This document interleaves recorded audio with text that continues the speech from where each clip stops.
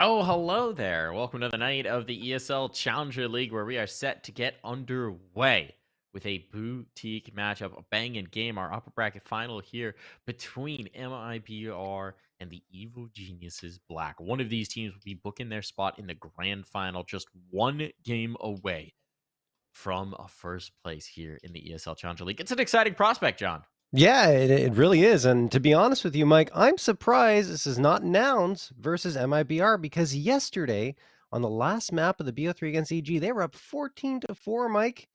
And Mhm. then EG won 12 in a row to win out map number 3. What a run they went on. George was key to that. I believe he had 19 frags along that run. Rush was also really great with 14. It was just crazy how well they performed on Inferno to boot, which will be our first map here tonight. I'm spoiling it a little bit early. Sorry about that, guys, but I'm just so excited. Just getting a little too excited here. I don't know if you saw Hex's tweet on the subject, but apparently when they were No. down 3 and 14, he said, "If we win, I'll give each of you $1 million." Now, shocker for his teammates, he does not have $5 million to Well, give. for So, well, it depends on how you if feel a about the coach, coach. yeah. Yeah, $5 million there. So, not available, not gonna happen. But nice comeback win there, boys. I bet they all feel like $1 million after that one. Yeah. Um, but yeah, no, I mean, they've booked themselves a phenomenal chance here up against MIBR. Maybe looking for a little bit of revenge as well, as MIBR have dominated the last 2 seasons of Challenger League and taken the first place in both of them. Now, EG Black trying to rewrite that history just a touch here, John. Yeah, and let's not forget back in season 43 in those grand finals, it was EG Black up against MIBR. And unfortunately for EG Black, they couldn't get a single map. And it was a little different roster, right? Junior wasn't there back then. I think also Hex was on the main roster, unless I'm mistaken there. And it was Yes. Stan along with Wiz in their place. So yeah, they've only played with this current iteration of the roster, I think last season. Yes, it was last season in the regular season, might have been the playoffs. I can't remember exactly, but either way, it hasn't been that many affairs between these two squads, at least with this current EG Black roster. No, no, it hasn't. And I mean, that was shortly after Exit had taken up the reins of the calling. Jota was still on Yes. Yeah. MIBR as well. So a little bit of a different time for both these teams. Still, I'm sure the legacy of that, they would rather correct it. So definitely going to be an interesting prospect for them to potentially get it. Let's take a look at the bracket here to see how we've gotten to this point. Because for MIPR, it was a triumph over Pain, a really commanding one as well. I mean, really looked very much MIBRs to control throughout the two maps that we got. And I think that bodes very well for this MIBR team going all the way. Oh yeah, there's no question. I mean, overall, I think you've got the 5 most skilled players on this MIBR roster in ECL right now. Just the way they're performing. If you look at the stats, they're all just unbelievable, and it's really quite impressive what they've been able to do up against any competition. Really, they've only dropped 2 maps, as we mentioned yesterday, and that's throughout both the playoffs and the regular season. And they're trying to get into that grand final again with a flawless record. It would be honestly astonishing. Absolutely incredible. Let's see if they can do it, though. Talking about the other matchups as well, there's going to be going on in the B and C stream. ATK taking on Nouns. That should be a banging matchup. And then on the other side, we've got the surprise of the season, Mhm. the team that's rising through Wildcard. And this is a matchup against Pain. And well, I don't know that I want to doubt how high Wildcard can rise, but this is a huge test for them. Yeah, it really is. But they did answer pretty much every call so far. They've had a great season. They knocked off the Party Astronauts yesterday, which I mean, a lot of us wouldn't have expected. Like you were saying yesterday, Mike, at the beginning of the season, that would have seemed ludicrous. But yeah, they actually came out and did exactly that. And now they've got Pain Gaming to up against. And yes, I mean, MIBR pretty much in control on Vertigo. Inferno was perhaps a different story. Pain felt like they were coming back, but MIBR took care of business in overtime. But still, Pain are an incredibly tough roster to go up against. And even with Wildcard's really Cinderella run, I would say this season, I think it's probably going to end here. One would think, but that's the beauty of Cinderella runs. You always think they're going to end, and sometimes they just keep going. That's Yeah. certainly what they're hoping for here. Um, but back into our matchup at hand. Let's focus in. Let's draw in the microscope a little bit. The Evil Geniuses Black taking on MIBR. MIBR. And I mean, I think this is the best iteration of the EG Black roster that we've seen since its inception, since they joined EG. Yeah. You've got so much firepower when you're looking at Junior, when you're looking at Hex, when you're looking at George, even Walco at times. I mean, I think there is just a lot of explosive potential here on EG, and they're going to need every ounce of it to go against what we saw last night when it comes to Insani, BRN, and perhaps most importantly, Henny. Yeah, Henny is going to be very difficult for probably Junior to deal with, but we saw them go head to head in the past, and Junior has had the edge at times. So we'll have to wait and see how that goes. But speaking of Junior, I mean, we talked about MIBR. They're the best team in ECL right now statistically, but the best player in my mind is Junior. He is just leading across the board in so many stat categories. And I mean, he looks better than he ever has, even way back when, before the Furia days, when he was playing, in the ECL, at the ECL level. He was really good then, but I feel like all the experience he's gained up to this point has built up to this moment where he's just exploding. Yeah, I mean, I think we do have to always remember that Junior is still a relatively young, inexperienced player. He hasn't been playing competitively for that long. When you compare him to some of the people on the other side, some of the people, the veterans in the scene, even some of the people who are his age would have just been in the scene for years and years at this point. He's still building. We have not seen the best form of Junior that we Yeah. will get, and he just seems to be ascending within this roster, and that's a really cool thing to see. One thing to note as well, if EG do make it through, this is just a note to make. If EG do make it through to that grand final, it will mean that whoever else winds up making it through the lower bracket will get the Pro League spot, because obviously this Evil Geniuses roster cannot compete in the Pro League, being as they already have a partner slot. So that's one thing to note. Also for MIBR, they've already got it from last season. Yeah, exactly. Neither of these teams is vying for Pro League right now. They're vying for pride. They're vying for rankings. They're vying to prove that they're the greatest. Well, it'll be interesting to see if they both make it to the grand final. Who gets the spot then, right? I guess it goes to the third place team. I don't know. I'm not I don't actually know. sure if it goes into world ranking as a result of that. That would be crazy. Interesting. Yeah. We'll have to get a ruling. We'll have to get We a will. We verification on will that. make sure as to what the situation will be. That would be a little bit spicy, to say the least. But we won't have to worry about that too much. Let's talk about the veto here, John. We got our maps. You already spoiled a little bit of it. Hold on, Yes. let me go in and find it. So we're going to get Inferno. That's going to be the pick of the Evil Geniuses. We're going to get Vertigo through for MIBR, and our decider, should we get to it, is going to be New. So how do you feel about this pool in its entirety? I think in general, it's hard to find a pool that doesn't favor MIBR, right? Yeah. They're just so good on every single map. And even Inferno, Evil Geniuses, yes, it is their best map. Have they looked shaky on it in the past?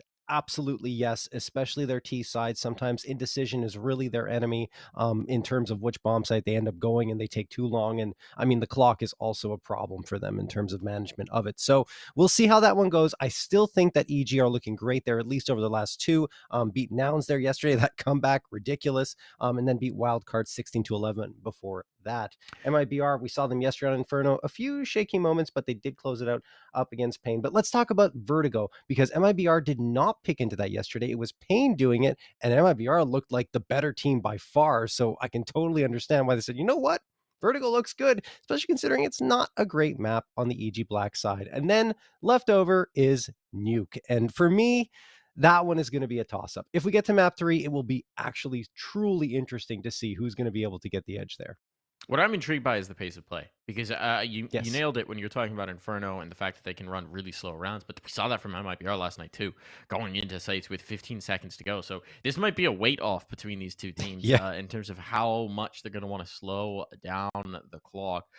It's going to be a very interesting one, because both teams are likely to hold on to utility, to hold on to executes, and well, might just be a game of who the more patient fisherman can be. We are going to be hopping in the server in just a few moments here, folks. But before we do, a quick break.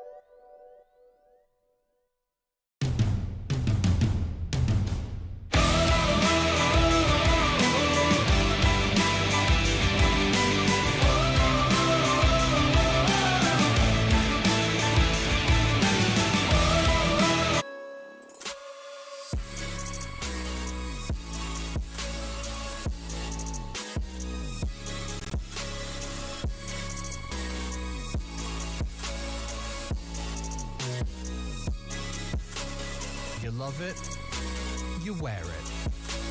What's your style? Get your merch at shop.eslgaming.com.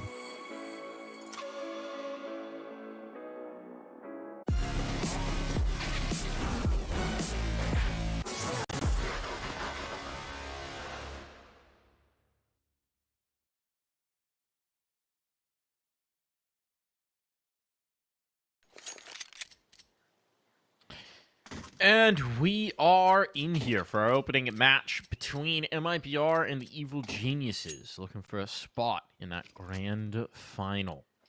Start on Inferno, EG's map pick, but a comfortable ground for both squads.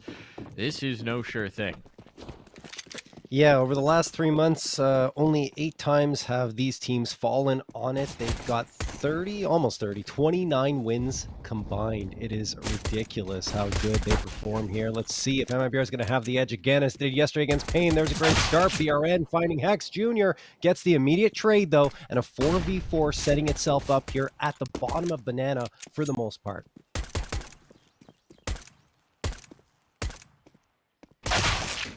Oh, that's a nice find for Junior. Patiently waiting for Henny, knowing the spam was coming through from Car, but not revealing it, not taking the bait until the swing came through. Now major pressure on for Breno. Sonny trying to group up with it, but George collecting turtle. They could go back. They've got their choice. They've got their pick of the sites, and there's a minute still on the clock, so this has not been slow at all by the Evil Geniuses. George losing his life to a little ankle break. Realizes he's got a site for free, and so his teammates are going to hesitate as he continues to not spot. It's the player in library. And a group to join him. They even have a moto smoke if they want it, which would absolutely ruin any chance for Insani to get involved. Haven't seen anything in a while. And he's missed his moment. The bomb's now crossing in. It's going to be planted. He is indeed smoked off. Oh, plenty safe. And this is going to be so tough of a retake. Yeah, I mean, what can you really do if you're MIBR? You got the body armor on Insani, the kid on BRN. There's something worth saving here, so I don't think they necessarily have to go for fights, and it looks like they're not going to. They're just going to back off. I'm a little surprised just because there was the kit, so there's still the possibility to wait out the smoke and see if you could get anything, but with Breno not rotating over to support at all, BRN backing off, it's just clearly not happening. Insani, one, two. He's got not got time. Oh, he's no not got kit. time. He doesn't have because a kit, of the kit, because of the lack of the rotation over. I mean, a pistol round can always swing on a dime, but they're not going to have a chance to contend here. Some snappy shooting from Insani on the tail end. The round goes to EG. Wow, that is impressive from Insani. Clinical shooting as he gets 3 frags. But it's EG who take the round thanks to a fantastic start there. And honestly, they didn't have to rotate towards the A site, but once they found it for free, they said, you know what? I mean, let's just go there anyway, even though it could get risky, but they take the safe path. They get the bomb planted, and yeah, they lose the bodies, but it, again, doesn't matter. They got the round, and now they'll upgrade to an AK, 2 Galils, and 2 MAC-10s. On the MIBR side, they are forcing up, and because Insani gets 3 frags, that means A1S. Big difference. If he doesn't get the 3rd one, I don't think he can afford that.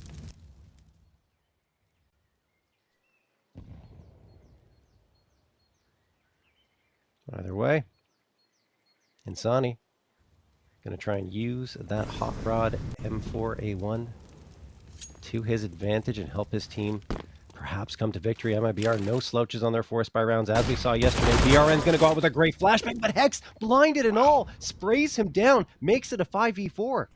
That's a massive coup. I mean, I think he was full white, just playing the angle. Yes. Just spraying and praying. An opener here. They're still headed in towards the stack. Despite getting that pick, they want to work some control on the other side of the map. This is the nature of what EG likes to do. A smoke up, and now they know the A1S is out, but it's pressure on the turtle. What do we do? Just with the eagle position revealed, and he's a dead man, and they're locked out. This might just turn into a safe call. Disastrous for MIBR. The bulk of their presence was completely avoided. And indeed, Insani is backing away. This gun too valuable to risk. So EG once again, just never really giving MIBR a chance to fight back.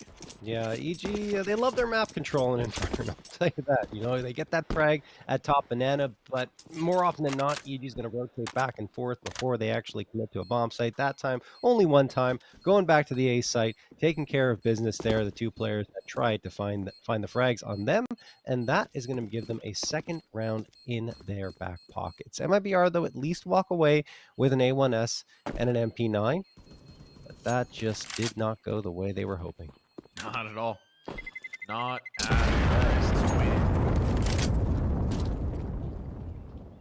So another eco on, and the money is starting to build here for EG in a big way. 5 players surviving here means they've already got the 2 SMGs to hunt up these unarmored players.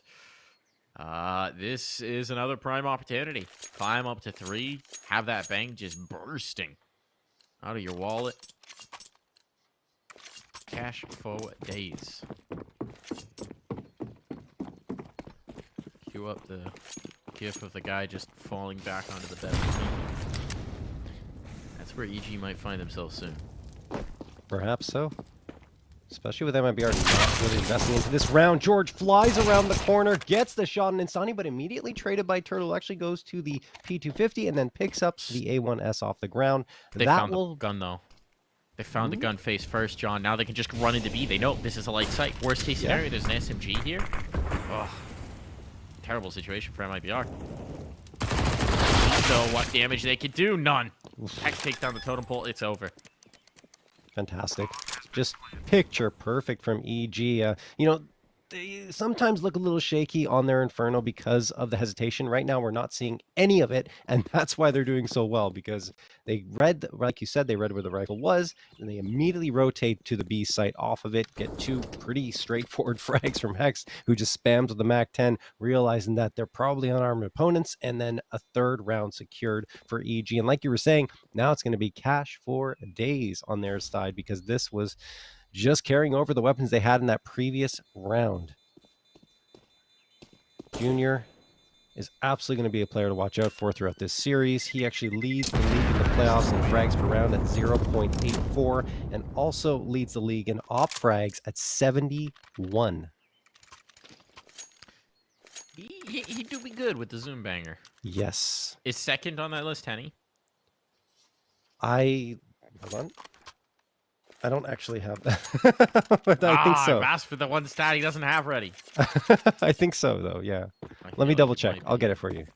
And he has been ridiculously highly rated. Through the season in general, in the playoffs as well, was phenomenal in their matchup against Pain last night. Top-rated player. Control up top banana, at least looking for it. I'm not gonna have it just yet. Look at this, though. Oh, this is the right read from EG. They're flowing in towards an A stack. Or rather, they're throwing into a Hall's pop. And there's only 2 players here in the defense. Turtle might be about to have his hands full. Struggling to fight the door. Rotation's coming in. Sonny reading this, not smelling anything towards A. And this is where now, with the utility up, EG slow things down. Maybe miss a window of opportunity. A bit of control being shown here. It seems like they're just holding for aggression back into their way, and that's not coming.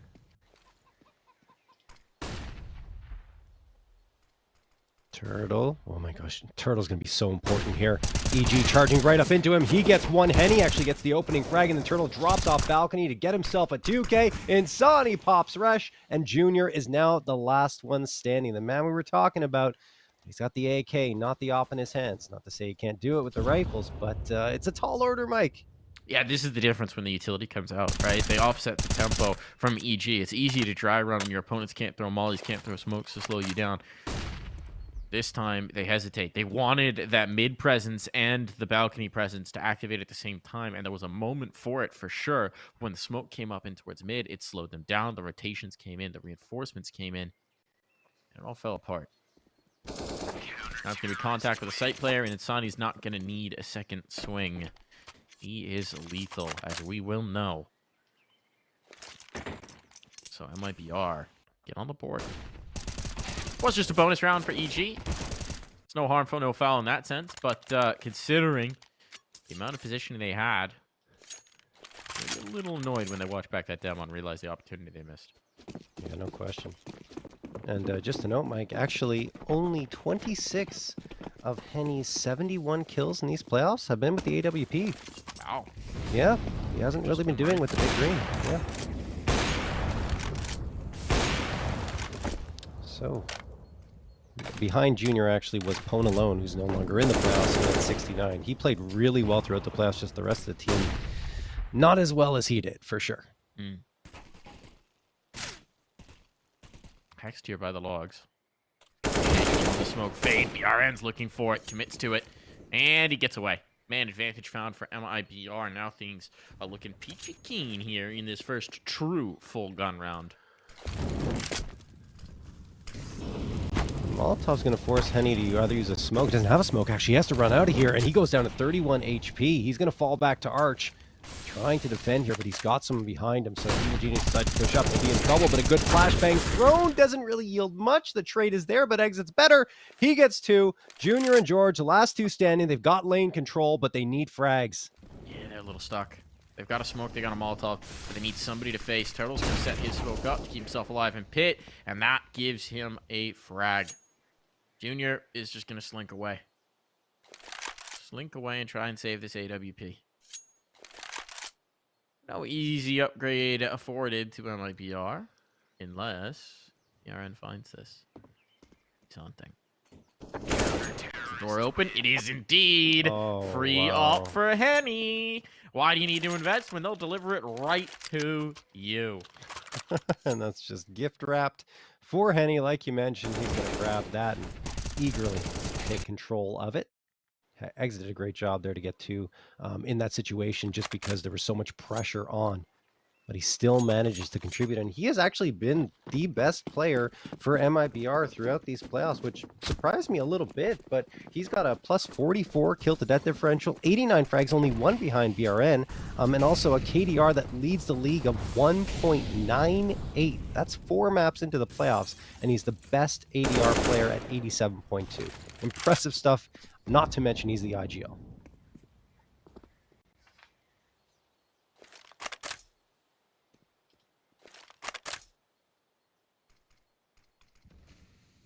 We talked about the contrast between MIBR and Pain, Mike, and, Big Uzera versus Exit seems like they are very similar right now anyway in the way they're playing. Oh, Henny gets the opener here onto George. That's the op coming into effect. Now they're going to have to test that every time to go into one of the sight lines. Right in this pit. Only 2 found. Damage onto the third as well. Rush is softening up, but Henny taken out of play. There's some risk, at least financially, into this one, but they can't capitalize the AWP. One more kill there would have been nice to make it costly. They do burn the op at least. Curious if MIBR will go for the reinvestment. Be back onto the rifles.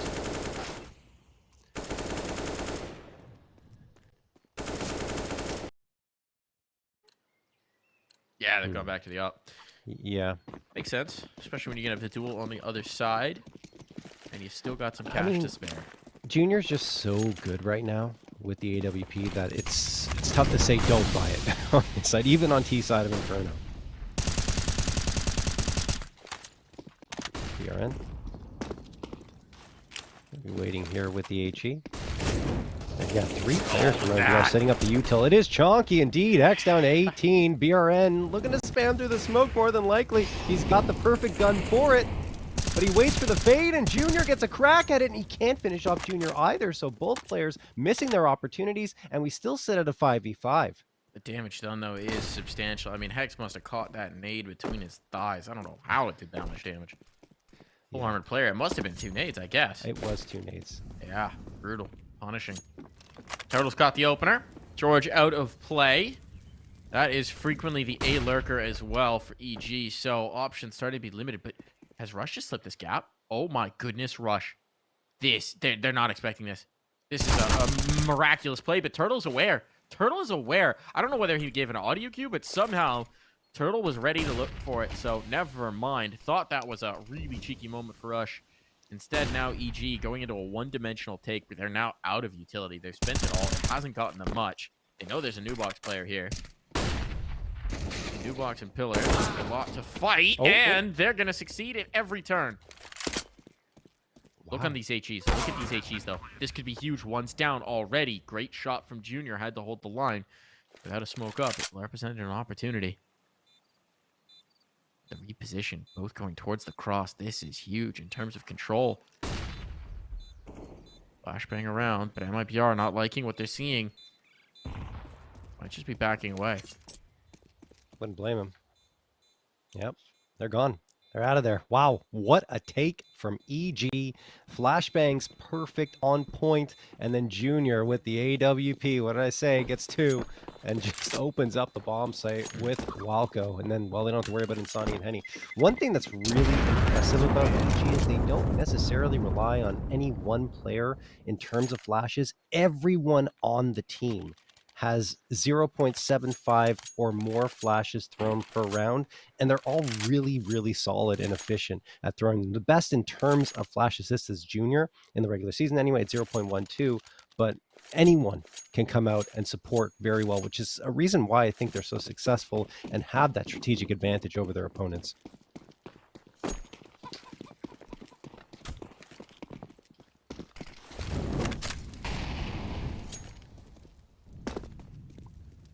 We're going to get some apps control early on here.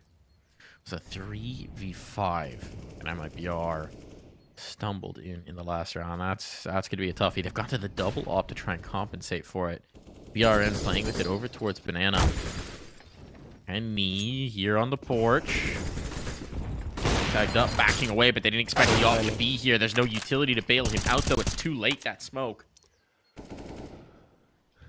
Henny down, and if Insani challenges this, there's an op on the line. Yeah, begging him to go for a peek, go for a check. But it might be Walco instead to swing on in, trying to bait out this shot. Catch one through the pillar. Don't kill just yet. Oh, that could have been it. Goodness. How is Walco alive? All about the timing of this hurdle. Picks up the op, Insani gets two! Oh my goodness, the eyes turn away. He's got the bomb. He's got the bomb in his possession now. He's got a teammate with him. They have to battle back off the site. They have to fight through this. They have to reclaim some ground, what should have been theirs. A bomb plant, at least. They have the smoke. Goes up the flame, the spam, costing them in the health.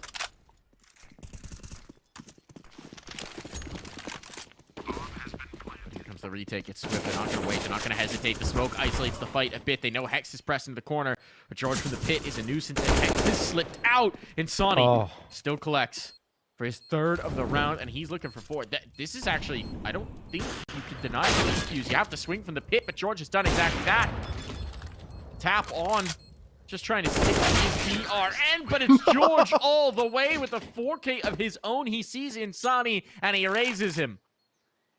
Oh my goodness, George. His third 4K of the playoffs, leads the team in that category. And again, the Evil Genius is just doing such good work when they're down a man. Hex in particular, I really like that movement. Yeah, that's just practice and practice, knowing which angles you can go by, ducking around the corner, knowing that he doesn't get spotted out. He doesn't end up getting anything out of it, but he forces MIBR to wait a little bit longer till they can get that frag. And actually, they have to take the initiative just to find him, and gives George a little bit more time and burns a little bit more time off that bomb in order to make MIBR a little bit panicked and trying to get that defusal. And George, I mean, perfect chef's kiss there on that 1v4 as Evil Geniuses take a fifth round. It feels like George is definitely comfortable on Inferno as of late.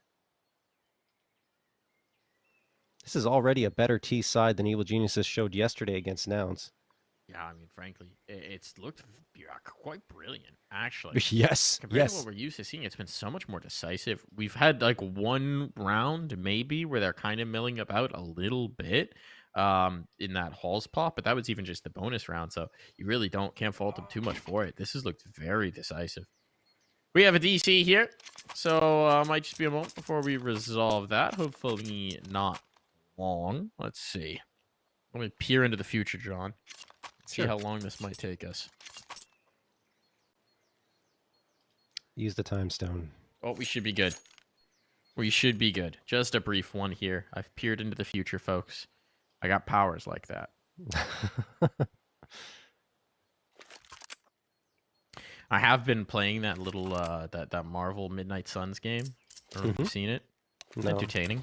It's a Firaxis game, which is like XCOM kind of vibes.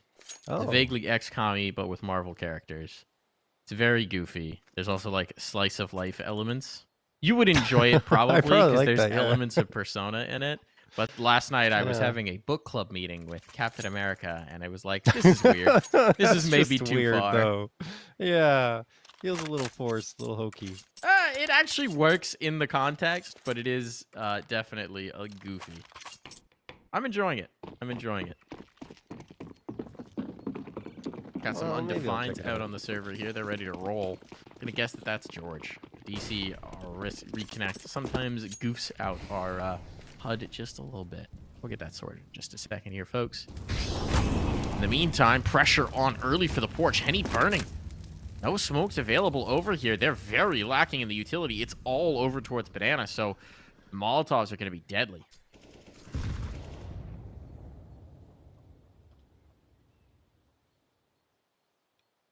Henny? I mean, he's got Turtle and Sonny and Exit, right? This is a very dangerous place for Evil Geniuses to poke their heads up, but they're always cautious, so I imagine they're going to get a flashbang thrown, maybe go for a peek afterwards to see what's up here. There's that flash, and another one coming through. They got the peek, they've got the info. They lose a body, but it's worth it for the info because they get the trade from George, and now they're going to rotate to the B site. They've seen enough. Indeed. Indeed, but it's got to be careful. And Sonny's chasing this just a little bit. And him not detecting presence outside in towards mid. When does Henny start to float over? They've at least got Exit present. It's going to be an easy one by any measure. Flashes being tossed by Exit. That flank is on. You're absolutely right. They need to get in towards the site sooner rather than later. But Brenno goes down 1 for 1. Oh, and there's the second. So now this flank doesn't really work as one. Although they're not quite ready on the timing. They don't seem to be reading this. Junior's now posted up. He'll be the first to catch, but he's deleted. Decisive shot from Insani. Henny back in, all onto George. And they did not realize, they were not aware, they were not prepared for that rotation to be so swift. Wow. Yeah, that's really nicely done from Insani and Henny. Henny at 9 HP still gets the frag, gets an op upgrade as well. That looked like it was going to just pile in the way of Evil Geniuses, but instead MIBR managed to pull things right out of their clutches. With, like you said, just they went for that flank a lot sooner than EG realized, and because they didn't actually have any contact on the flank before getting to the bomb site, that's what really threw them for a loop because, yeah, MIBR were just right in their faces right away. Junior not even able to get a shot off before he goes down. So MIBR pick up their fourth, and looking at the money, it's not as great as you'd think with how well EG has been playing, just because MIBR still were getting the frags on them, so it's just going to be pistols here.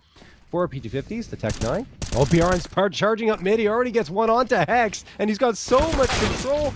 Oh, Junior comes back and gets the headshot. Didn't expect that.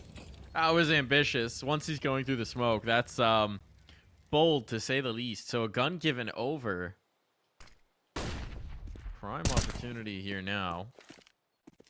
Actually make some damage into this round. Still a slim possibility, but not an impossibility. EG, a team that save even more in these rounds than you would normally expect based on meta, right? You've got George on towards 4K. Everybody's at 2,500 or above. They're going to have a lot going into the next gun round. And not a lot going in this. No. Insta headshot on Turtle and they've got bomb plant. So not going to get that. Ooh, that was a lot of chances for Rush there. Just couldn't connect on a single shot. Perhaps an awkward angle. And we're all tied up at 5.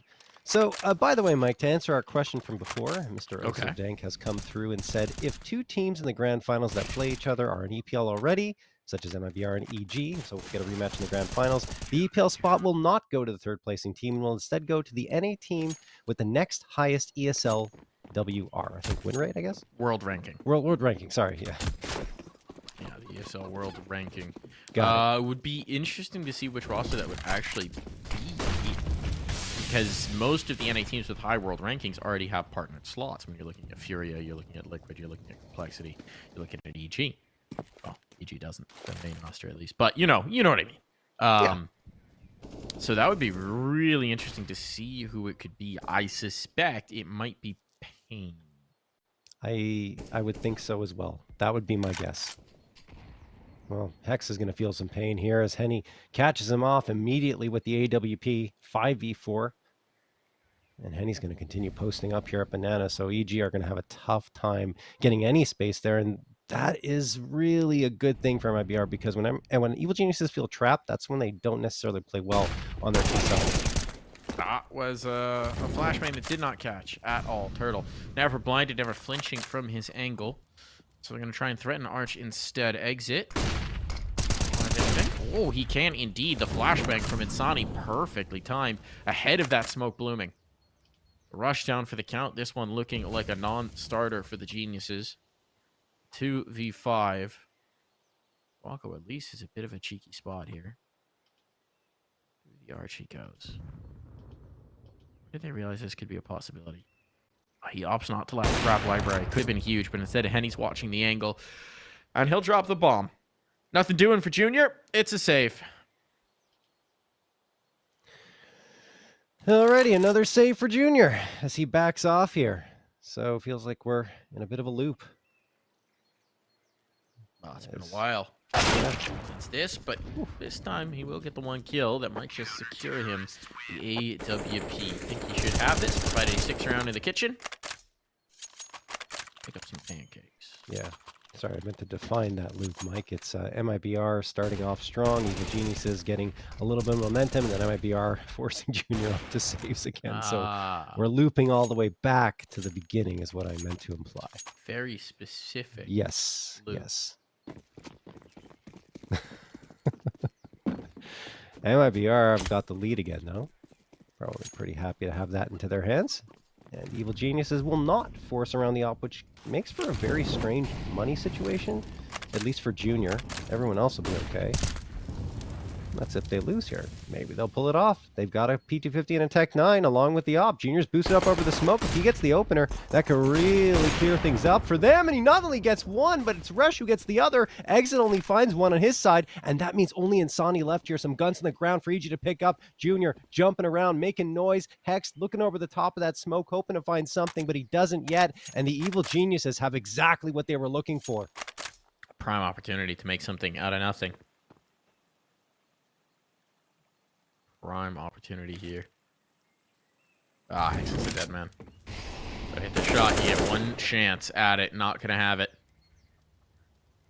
So nice clear out there from Insani. Asserts himself top banana. It means that they're going to feel comfortable, not feel like they need to rotate. So it's pressure on for Henny instead. Yeah. Moto and Pit. Oh, the jump across from Walko. That worked. Clears Henny off the first angle. Molotov's going to be down so they can't chase him. But what does Turtle have for us? One found. Flashbang on Turtle. Uncomfortable here. Doesn't have his teammates with him, but he's all good. All good. They don't know Walko's in this smoke. This should realistically be maybe one for Walko. And he's not even going to get that.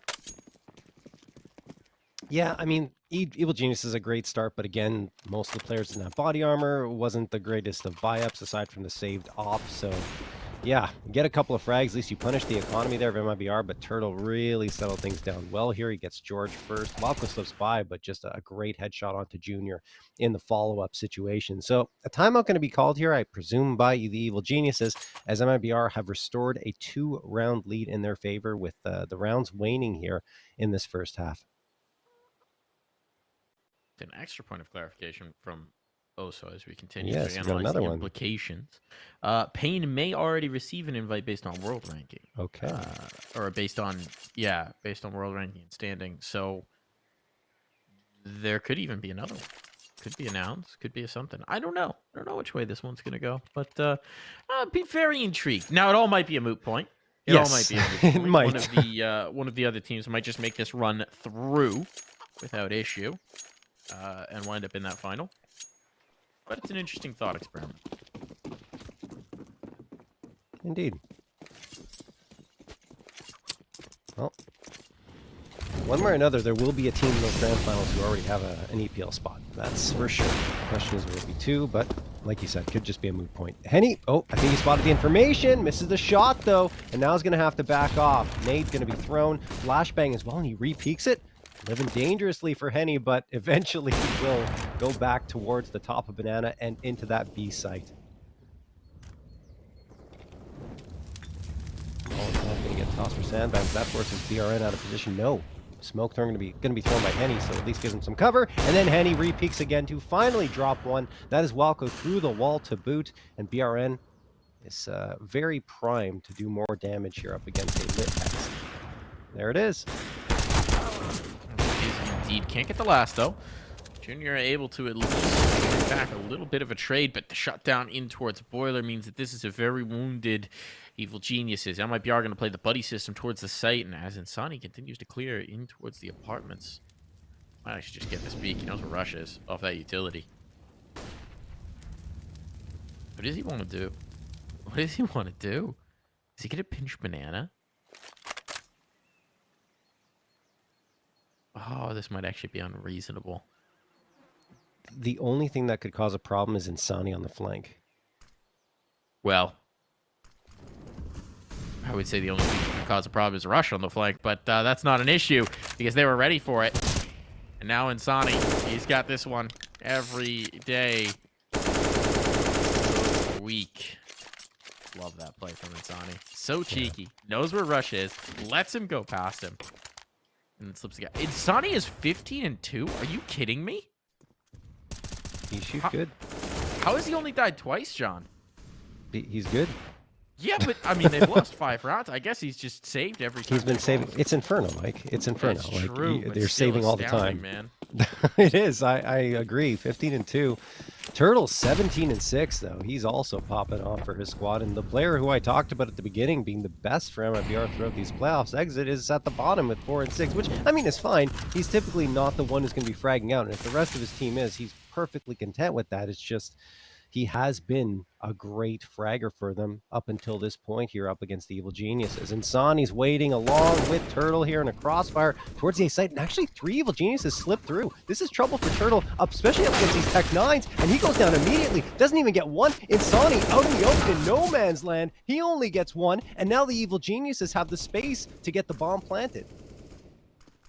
Premium opportunity. Explosive play being rewarded here.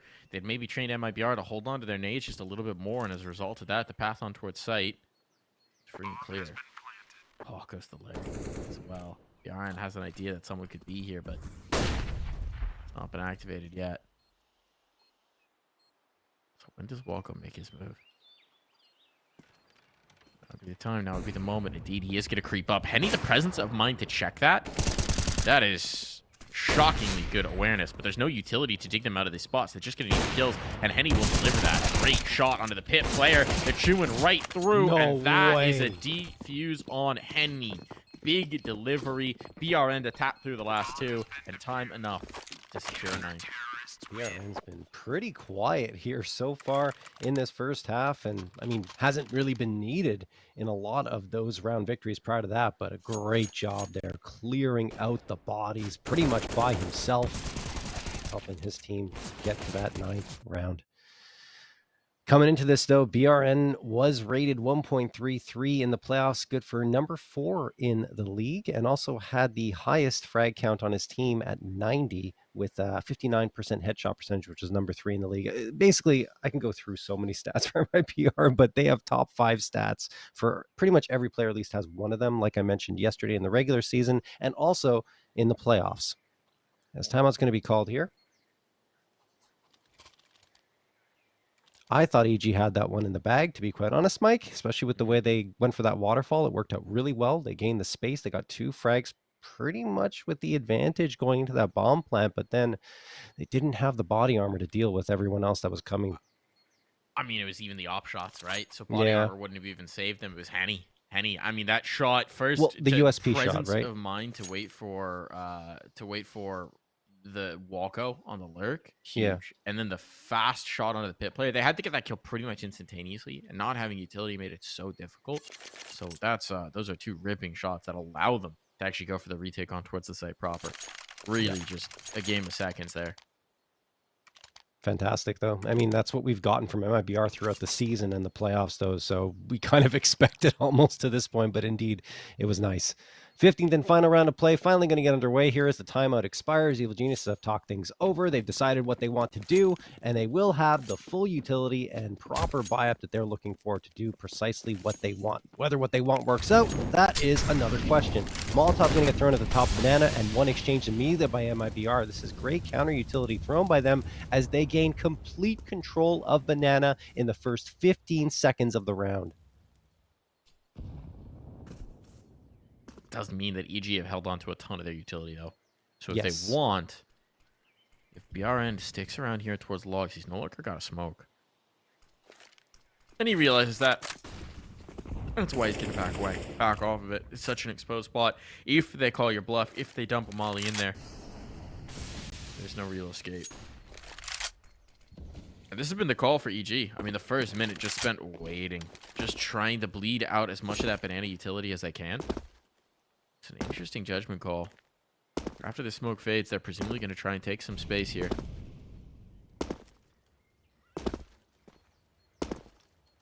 Now BRN will jiggle for the information.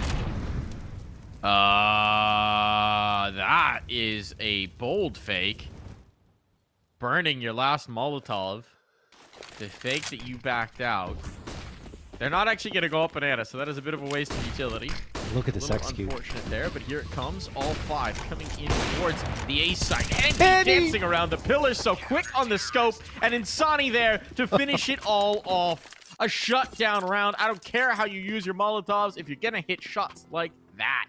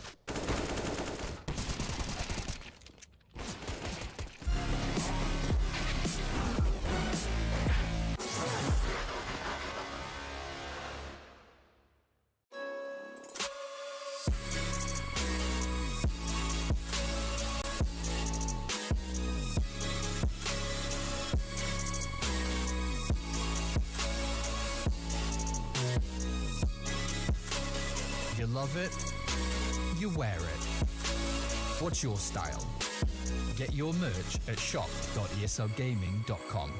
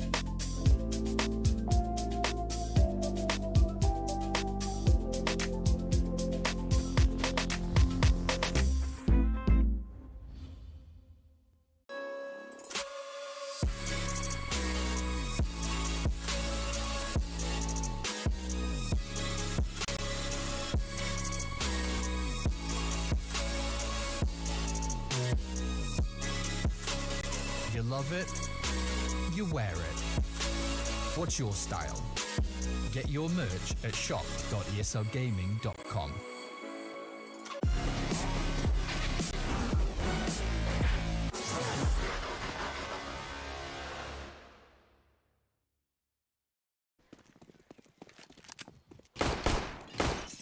Second half going underway here.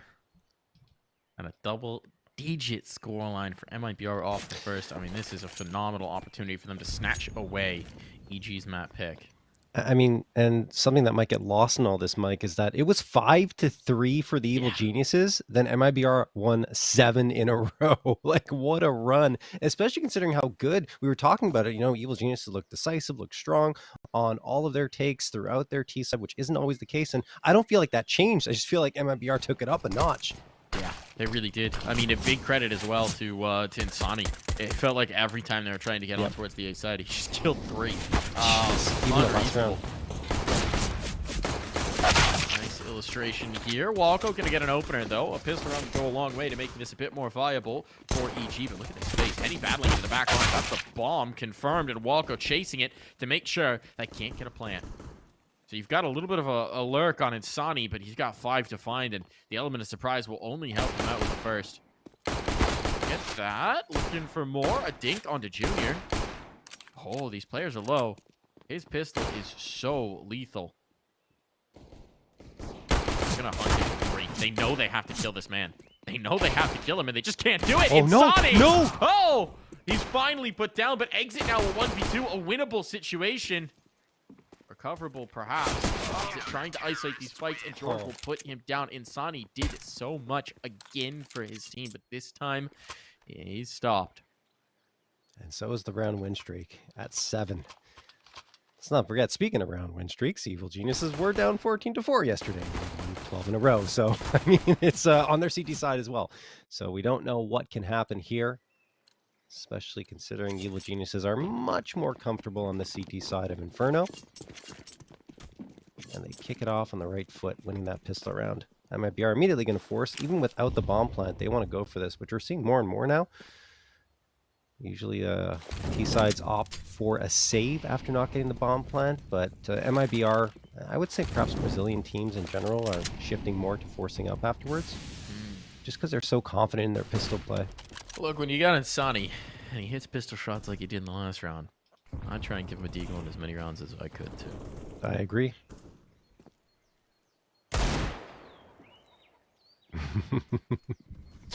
Feels like it's coming, right? Feels like it might be. You hold your breath every time he peeks a corner. It's that Kyoto factor. Once upon a time, it was Henny. Not so much anymore.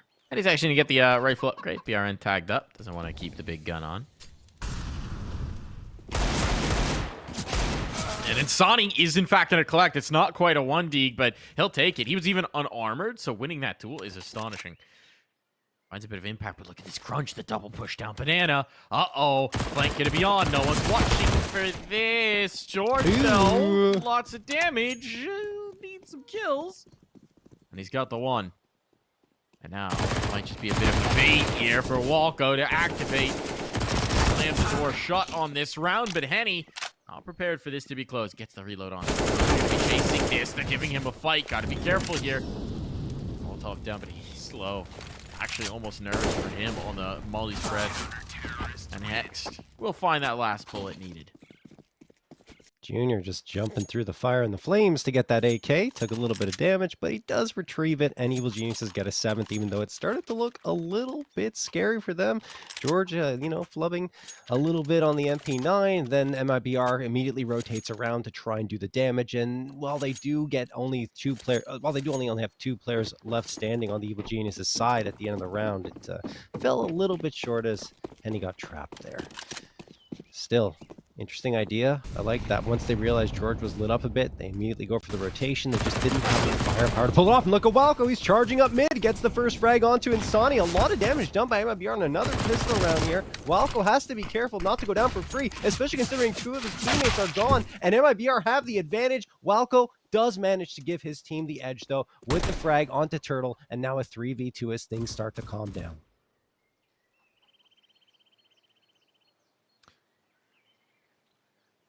I don't know if they're so calm. Little bit. Calmer, perhaps, this madcap round. But one more kill and this is expensive. 2 unarmored pistols to try and find it. And Hex now with confirmation is saying it should be A-okay, and indeed he is. Woo, sigh of relief for EG.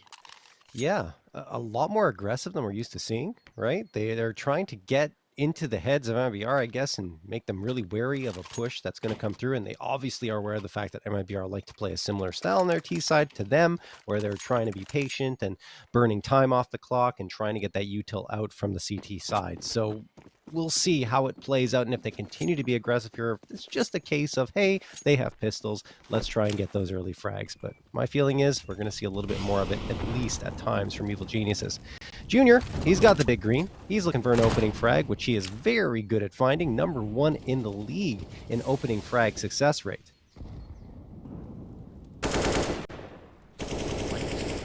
Yes. #1. #1. Well, that bodes well for EG.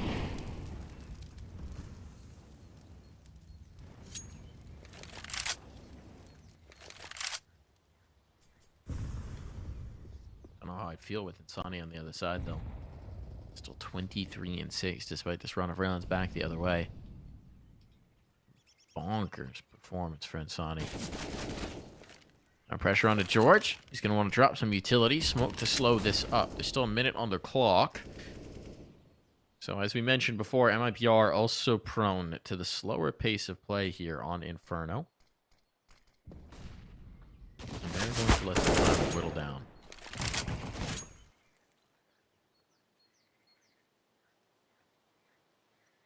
Yeah, they're just waiting for a fight to come to them, but there's only so much waiting you can do. You eventually have to pick a bomb site, and with 30 seconds left, MIBR look like they're deciding on A. They're faking B, so they're hoping to keep these 3 players on the CT side from rotating over to the A site, and so far, it works. That means they just have to section off 2 players. 2 very good players, though, as Hex manages to get one onto Turtle. Junior's hanging on to life here, swinging around for a frag, looking for the follow-up, can't get it, but at least he confirms the position of Insani. Is that enough, though? He's been so good. Hex does manage to section off exit, and it leaves Insani on an island. He has to find his way out of this. And there's no time, Mike. He goes down after the clock as well. And he's just going to try and save this gun, but there's no reward for Insani. They ran out of time. They ran that down way too low. When the bomb gets dropped on lane, it's over, right? That bomb had to make it through unscathed, and the pit player drops the C4, and that ends the round. Unbelievable. They just waited too long, and then by the time they go, Evil Genius has had all the answers. Junior, the fact that he even survived long enough to get that frag, right, is crazy. It is indeed. It is indeed here, John. Run boost. Cheeky run boost to get across the angle. Get posted up here down the T ramp. There will be a spot from the underpass. Junior backs off.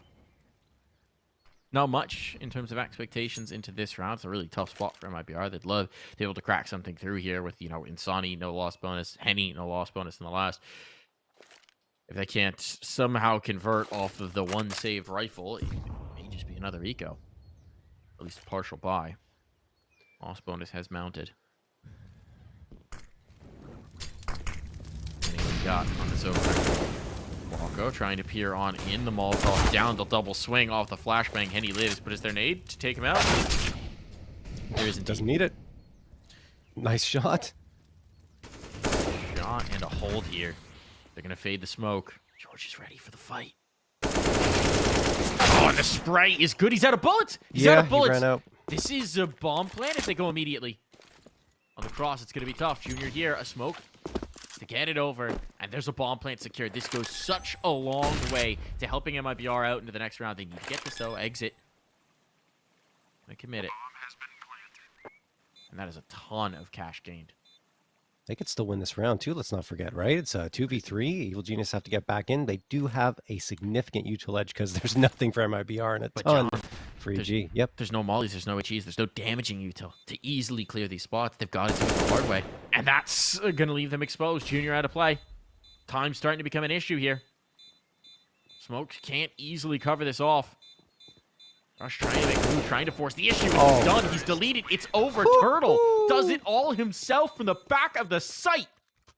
The headshot machine. Turtle comes through with 3 of them and just gives EG nothing to look at. This is, in my opinion, well, it's a mistake from George. I like the positioning, but you gotta have a full magazine of bullets in the AK, because if he does, round over. He had it. He had the spray control. He had everything he could possibly want. The lineup, just the bullets weren't there. Oh boy. So the Evil Geniuses end up losing that round. And George, well, he'll have to make up for his mistake here. Especially considering Evil Geniuses didn't really get to build up their economy that well. And they're forcing up here, which will yield an op, an A1S, 2 MP9s, and a 5.7. But it is not a pretty buy-up. They need to get frags quickly and early. I almost do. BRN down to 14 HP. And now a smoke thrown for Arch side to section off Junior, who's going to have to fall back to either Moto or Arch CT.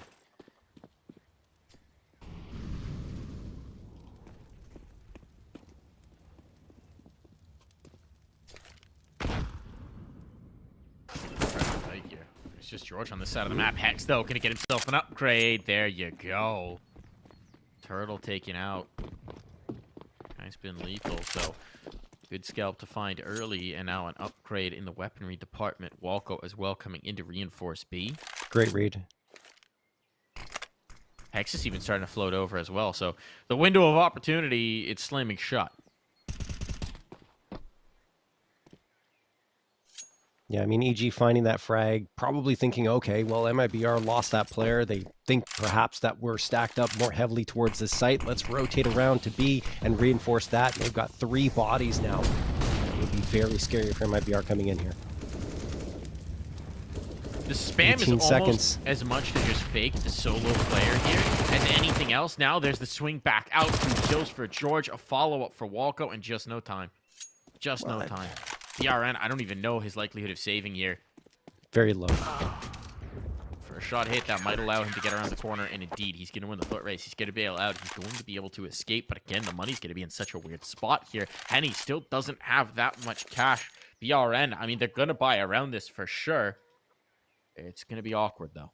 I'm surprised Rush goes so aggressively around that corner to take the fight. Could have waited just a touch longer and caught the Opper off guard. He was very low HP, but instead he's down and the op is somehow saved. Time going to be called here. And to note, that's the second time that the clock has been an enemy for MIBR. And it's something we kind of expected for EG. Didn't see as much on their side, but again, it's rearing its ugly head for MIBR. No question. 11-10. They only have that 1 round victory so far in the second half, and Evil Geniuses, have all but erased that 5 round lead that MIBR brought into this second half. Closed the gap. Now let's see if they can pull ahead. They're in the slipstream now. First still eludes them.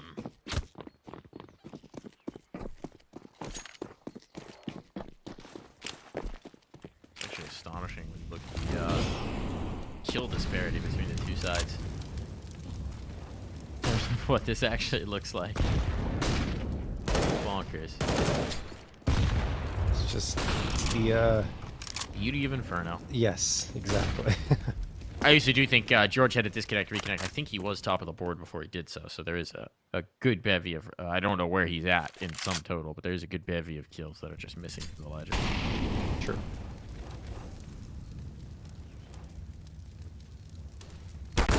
Up. Speaking of George, he's gonna add another one.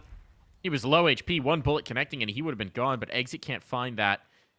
It is the soft site. I wonder how much of that Exit saw, how much he's going to be able to communicate, because if they strike now, it's going to be the best chance. Junior's just slipped into the pit. The window of opportunity is already starting to shrink.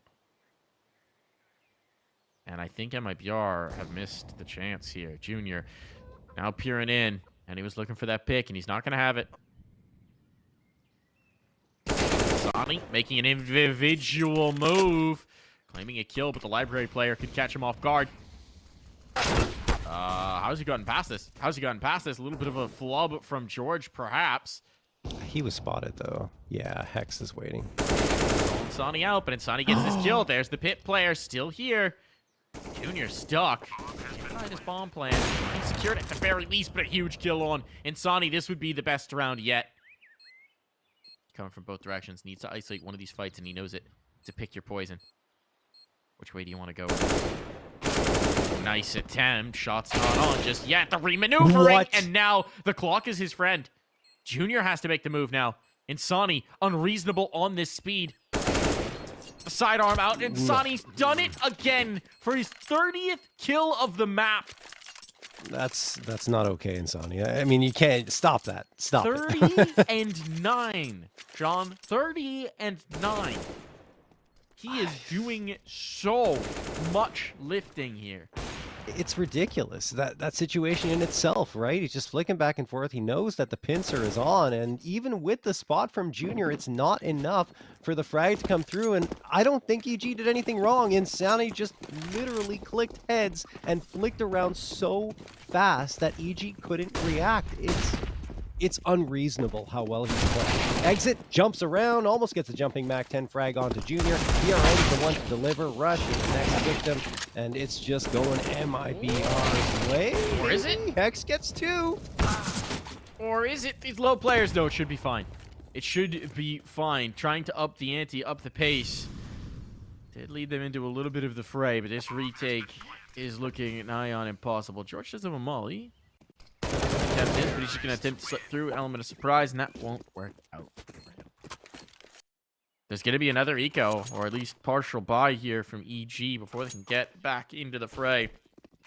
Come so close, John, but it seems like just as they were set to pull ahead, MIBR have put them in the rearview mirror. Insani in particular has put them in the rearview mirror, I think. I mean, 30 frags, like you mentioned. Yesterday, it was more the Exit Insani combo that was doing a lot of damage. Both of them actually tied with 26 frags, but this time it's just Insani contributing even more. And Turtle's been good. We can't forget about him, right? Yeah, let's not take away Turtle's laurels here. He's been a pretty strong performer. Certainly turtly enough for the Turtle Club right now. Yeah. Showing up good. They're into the light site.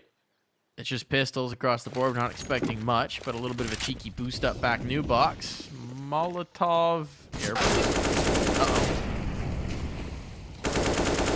Well, might need to work on our util here, boys, but should be still a-okay. Only so much pistol can be expected to do.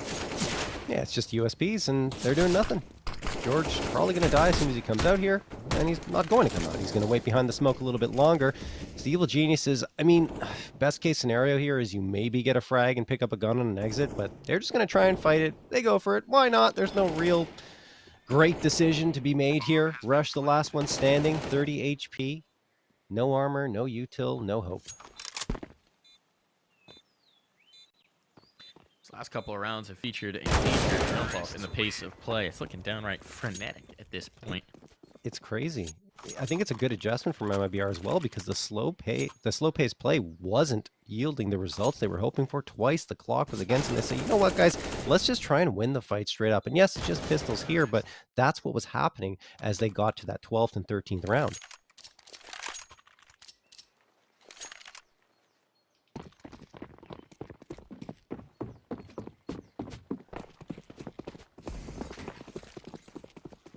You have to imagine, though, with guns up again here for the Evil Geniuses, that MIBR are going to slow just a touch.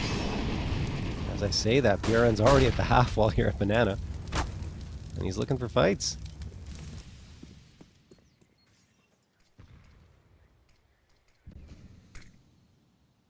They might not be expecting him up so soon. Mm-hmm. They're ready. I think he's waiting for a flash. He's going to get it. He's going to gain the corner. Quite get the fight he was hoping for. That flash doesn't quite land. George somehow catches the edge of it. So he won't face. That was the idea. Past the Molotov. That's a big clear for Walco. George gets a secondary as well. He will be dropped, but still, it's a good hold right now. And Walco's repositioned, so this Molotov's not going to be as effective. Where the orange is, but still, Exit has the presence of mind to bring that through. Bomb plant, all but guaranteed. Going to the retake. Exit and Henny. Old veteran of the squad. What do they got for us? Nothing for Exit. Henny next to Falter as well. It's Rush on the other side to keep EG fighting here. Yeah, some of MIBR just do slow it down, but not by much. You know, that flashbang came through. They went for the peak. It didn't necessarily yield a frag, and they still managed to clean out the bomb site and secure a plant, but that retake was clinical from Evil Geniuses. They don't really let MIBR get that chance to stabilize and plant their feet on B. And as soon as exit goes down, it's just such a tough situation for a lone op to come out with much of anything, not to mention at close range towards construction, and it doesn't happen. So Evil Geniuses do get back on the board here with an 11th. Gonna need a lot more than that, considering the economy that was built up from MIBR. They're still comfortable here in this round, probably okay in the next, even if they lose here. But Henny, spots at the barrel of Junior, and now Junior has to retreat. He realizes that the jig is up, and he goes back.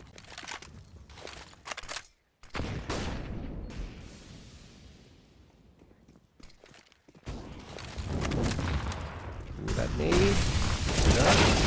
Flashbang, not quite as effective as they were hoping. BRN not fully blind. He's got the kill. So the opener goes the way of MIBR. BRN here. A little bit of control elsewhere on the map, but they're so hesitant. They're expecting a second punch here. Waiting for that aggression to come through. They're letting the time slip off the clock. Bit of a disguise punch. It's Junior here.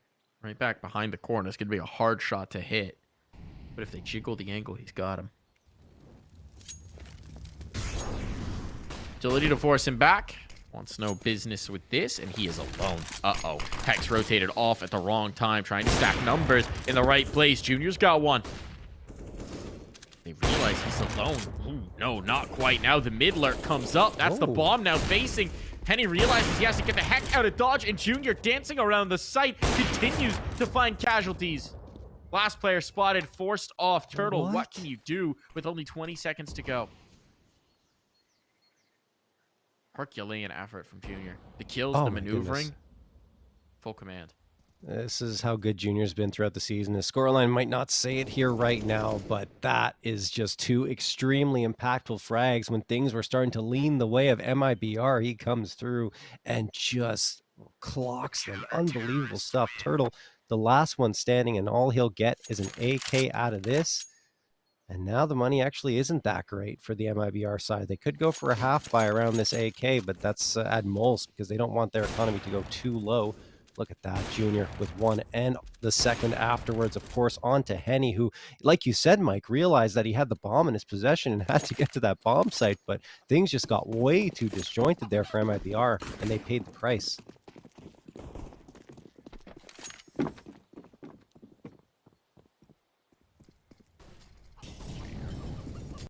Wait for an underpass peek. The player up top could maybe catch him off guard. Just Glock, so can't say he's too worried about it. That Molotov not burning Henny at all would be a really nice piece for Henny if he had anything other than a Glock. Yeah. A cheeky moment to swing with a deagle. But 'tis not to be. George will take the initiative instead. George has been really aggressive down bananas for several rounds. And I mean, sometimes it's cost him. This time it doesn't because he gets that opening frag, but it is just against those pistols. And as you mentioned, mostly Glocks. And he has backed off. Hex gets another here onto Insani. There will be another fight maybe from Henny. It looked like he wanted to commit here and instead backs off, maybe called back by his IGL exit who has the AK. Walco peeking around. Just one frag here could lead into a bomb plant for MIBR, but wisely, the Evil Geniuses say, okay, guys, no reason for us to be that aggressive with a 5v3 advantage, and they fall back to the site proper.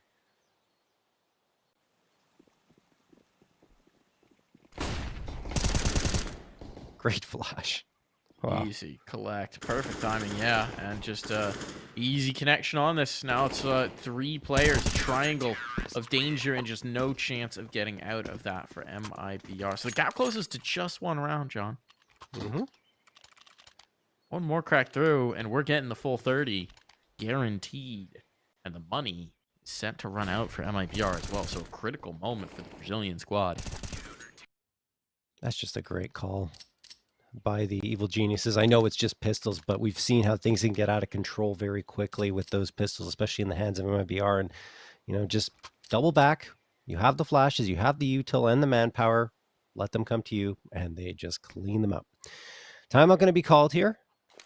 Both teams going to get a chance to talk things over, but now here we go, round number 28. And as you mentioned, Mike, Evil Geniuses, one more round victory, and we are indeed going the distance here in regulation. MIBR cannot afford the AKs across the board. It will be 4 AKs and a Galil. And on EG's side, well, I think they have 3. Yeah, they have 3 AKs, an A1S, and an AWP, so that's going to bolster their defensive end. Junior, he's peeking around with Rush. They're going to charge down Rush, living up to his namesake here, going right down mid. I think Henny's heard it, and he's waiting, and he gets the headshot. He does indeed. That's a big piece to fall early. Pressure on for these A defenders. G dumping util, fading back. But it's the palace, sorry, the apartment's present. What map is it? That's going to threaten. Junior posted. A Halls pop could make his life very difficult. Here comes the flash. Here comes the setup. They're out. They're in. Junior catches the first. They're expecting the pit player. There's no one there. They're out towards the lane instead. And now Hex shuts it down. Bit of awkwardness here. That skipper nade might take out Hex. It does indeed. And BRN has turned this round on its head. Should have been locked out 1v4. But now he's got himself a chance to be the hero. No information on where George is coming from. Oh? But he slipped into the pit. He's got some time. 45 seconds to be exact. He might fake that he's left. Let's see if George makes a move.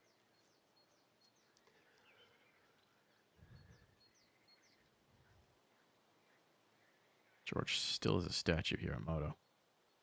No reason. He's waiting for some sort of audio cue. So you know where it's at. He's going to cross. On that, George peeks out. The gun can't get out in time. George seals the deal. We're going the distance. We're going the full 30. Wow. 2 impressive individual plays there. One Junior up close, hits the no-scope, and then a follow-up as well, thanks to the support he had, I believe, from Hex behind him. And then BRN, I mean, that's just, oh my goodness, that maneuvering is so nice, right? He gets the one with the nade and then goes around the smoke to find himself a second as the nade explodes. I mean, just nothing Walco can do. And I think BRN may have flashed himself out. It looked like Walco was blinded there. Who knows what happened in that sequence, but either way, BRN impressive, and at the end, it is indeed George's patience paying off, and we are going the full 30.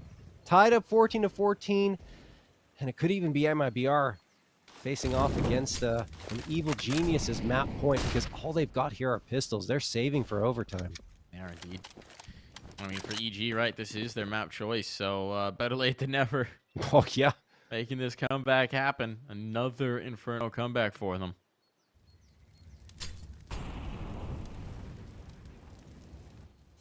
So close to making this happen now. 14 is all they get, Mike, when it comes to EG, right? Apparently that's the law. Backs against the wall, that's where they thrive the most. But in this one, it's very stale for EG, right? They don't want to give this round up, so they're playing very default, super vanilla. Not a lot of utility here. One single flashbang to try and get them through this flash. Or the smoke, rather. Here it goes. Here's the maneuver. Here's the explosion. They need to connect on some shots. And through the smoke, this is bold. BRN's all the way past. Doesn't realize that Walco's actually just here in the smoke. Cleared out coffins. Now they force Walco back. It's going to be a bomb plant and a gun gained. BRN lost. There's not nearly as much time. This bomb needs to be planted, and finally it will go down back corner. Not very often. See the C4 planted there. Got Insani, misses his first chance. Turtle, though, does connect. Now Insani continuing to face. Slips back into the banana. Turtle down for the count. It's all about these deeks. It's all about these deeks, and they will not find more. The bomb can be defused. It's not planted for Insani at all. He cannot find a shot here. He's going to be a goner. Wow, an important frag comes through immediately from Junior right towards coffins to get to make sure in the post plant that they have a good chance of getting back into that bomb site. It works out perfectly for them. MIBR, all they had were the deagles, and to be honest, again, it's a save round. They weren't expecting much out of it. They get the bomb plant, which means a much stronger buy here in this final round of play, at least allowing Henny to get 3-4 pieces of util. In fact, one drop for him, whereas before he might not have had that. Either way, MIBR, it's come down to this for them as the Yeah. Evil Geniuses trying to complete their comeback. John, the big difference for MIBR is Insani's 30 Yeah. and 9 at one point. He hasn't gotten a kill in 6 rounds. That's ridiculous. Yeah, I can't. George, aggressive down banana, gets traded out here. Considering that pace of play, they could use one more explosive round from Insani here. He's bailing them out of so many situations, but maybe he needs his teammates to carry him over the line, or at this point, just up to the line. EG have a very lethal crossfire set up in bracket, so if MIBR go there, it's going to be very, very tough. Walco now up close, hugging the red wall. And this is exactly where Insani's coming. We talked about him. He's gone silent. Can he deliver an opening frag here? Flashbang thrown. There it is. But a trade comes back and Walco gets 2. Rush with 1 onto Turtle. It's only Henny left in a 1v3 clutch attempt for at least survival here on Inferno, Mike. Just to keep them alive. Just to keep them alive after all the good work they've done after the 10-5 half, after the run back here in this second as well. And he's been spotted. Information given up. If he crosses mid, he's a dead man. And he is indeed Junior, waiting for his prey. Evil Geniuses have done it. Running behind for so much of this game. They keep fighting and they close it 16-14. I mean, I think Junior's the story there in that second half, right? He walked into it with a scoreline that was very uncharacteristic for him, and then he jumps up and has a positive KDR going, ending this map, which is insane to me that he performed so well. And a few rounds, that one in particular we're seeing here, was so impressive from him, and he powered the EG squad to the comeback victory for the second day in a row. They take Inferno 16-14. This one a little less dramatic, a little less dramatic, but still very impressive indeed. Clearly, we can never count EG down or out, but I will say, again, this is their map pick, and it's got so very close. We're headed to a one in the second where things are going to be a lot more difficult. We're talking about Vertigo, of course. Yeah, for sure. I mean, MIBR are much stronger on Vertigo than the Evil Geniuses. They just play it more and win a lot. 10-4 the last 3 months with a plus 65 round differential versus EG, who I believe have a positive round differential, but a losing record.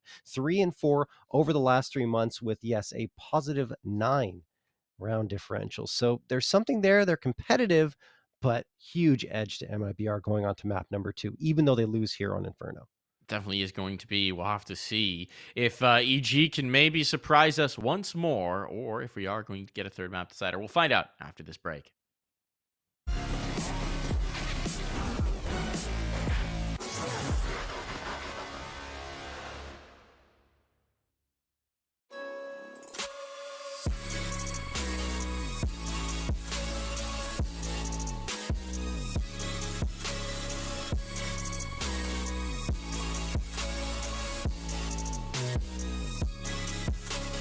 You love it, you wear it. What's your style? Get your merch at shop.eslgaming.com.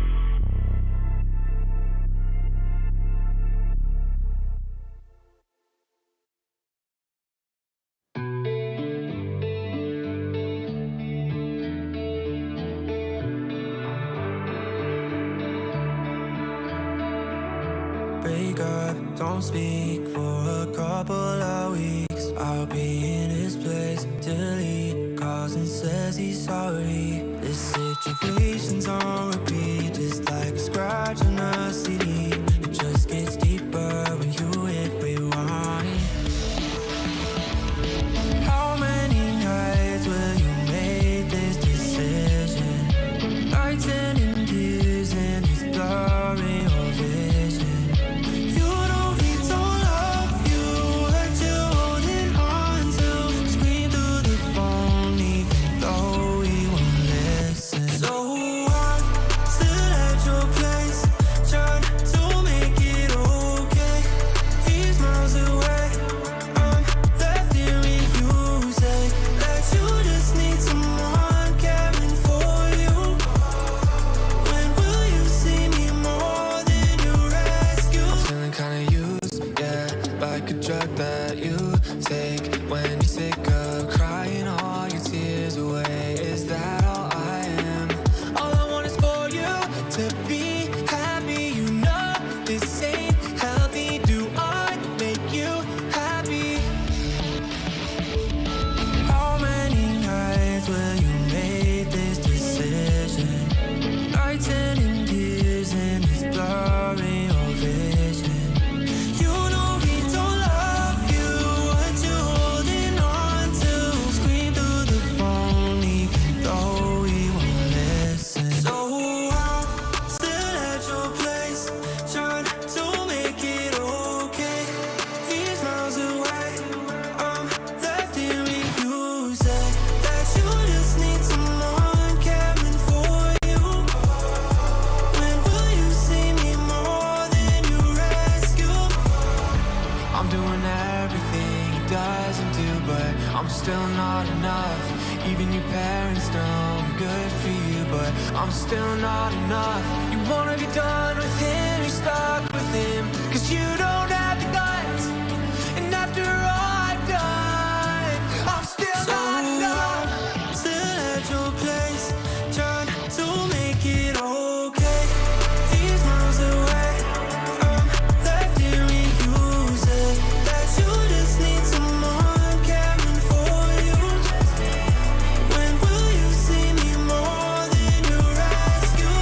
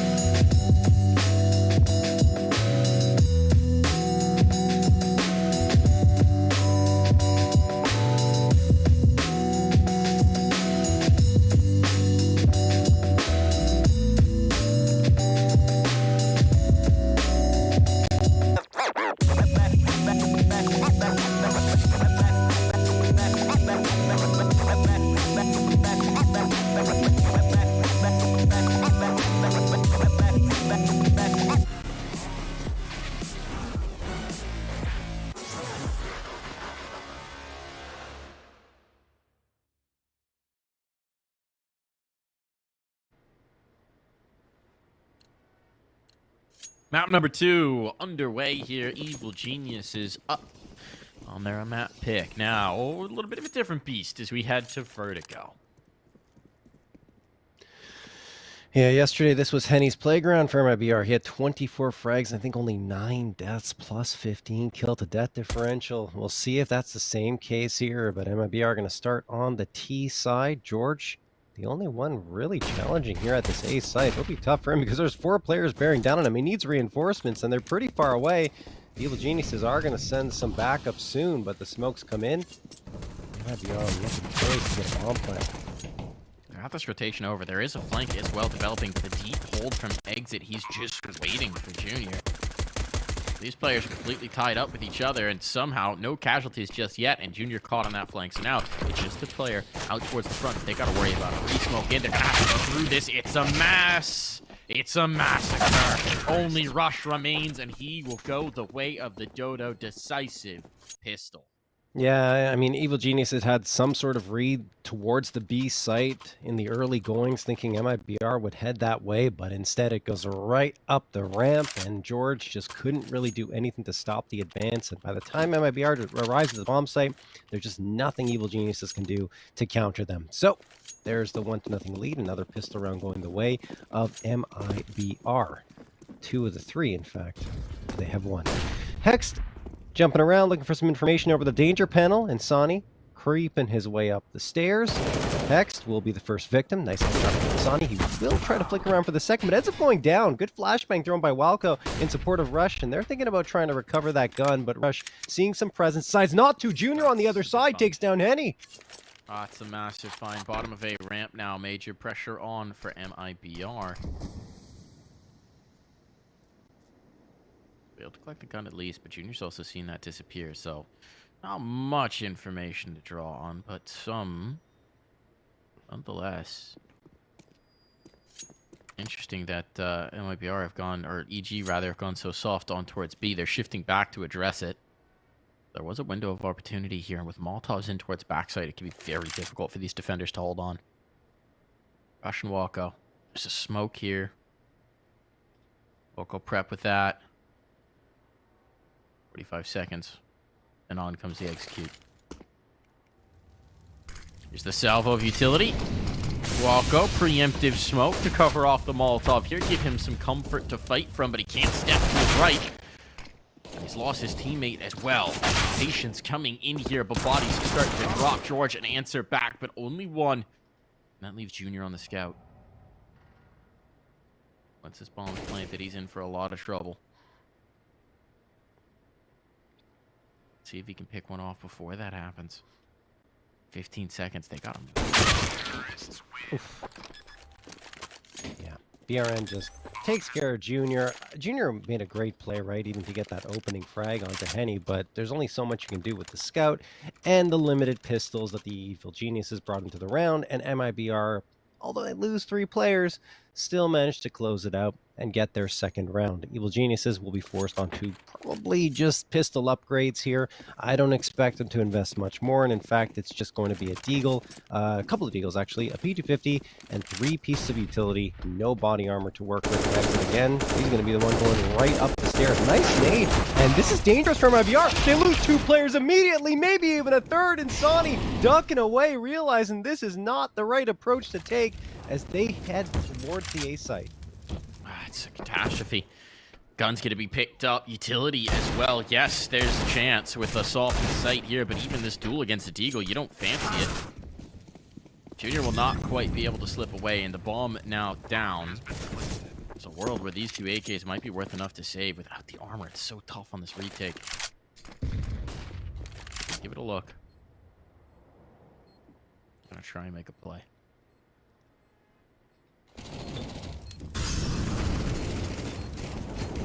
First one down, dominoes falling, and soft targets for Breno's AK. Yeah, I mean, in a 3v3, you've got to try for it. It's just those 2 AKs that are picked up are so valuable. It's just that EG figured, look, we've got a chance here. Let's try. Rush gets 1, but there's not much more than that afterwards. And yeah, sure, Evil Geniuses had a buy up in the bank anyway, but a couple of rifles would have helped in the long run. 3-0 for MIBR, though. And here comes the aforementioned full-on buy from the Evil Geniuses. Turtle immediately going to prime that smoke and toss it on forward, and it looks like MIBR will quickly get up this ramp. They've already pushed Insani up. Now he backs off because of a good flashbang thrown by the Evil Geniuses. They've got 3 players here, but already 1 down. Junior gets spammed through the smoke and can't use his op to any effect in this round.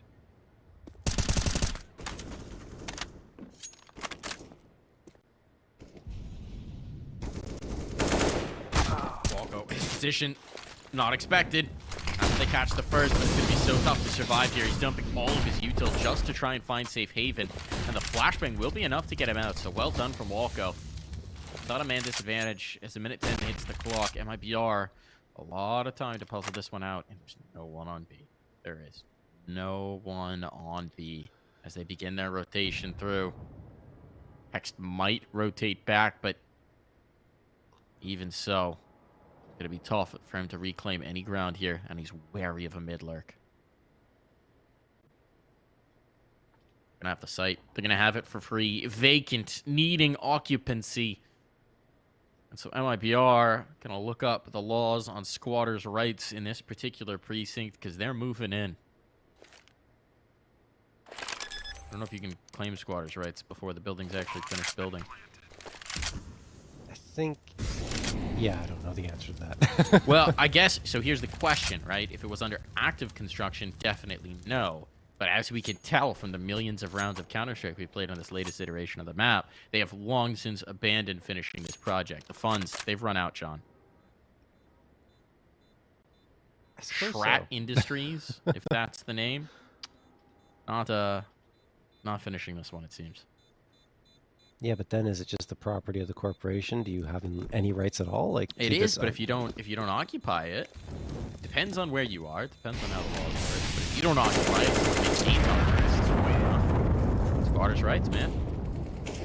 Suppose so. Although you have to make your intent clear that you're going to be living there if you want to actually gain possession of the building. So people have to know you're there, and you have to make a clear, like you have to file the paperwork essentially. Depends on where. Depends where you are. Yeah. Depends on where. I know that I think the UK has really weird ones where like it's incredibly hard to evict someone once they've established residency somewhere long enough.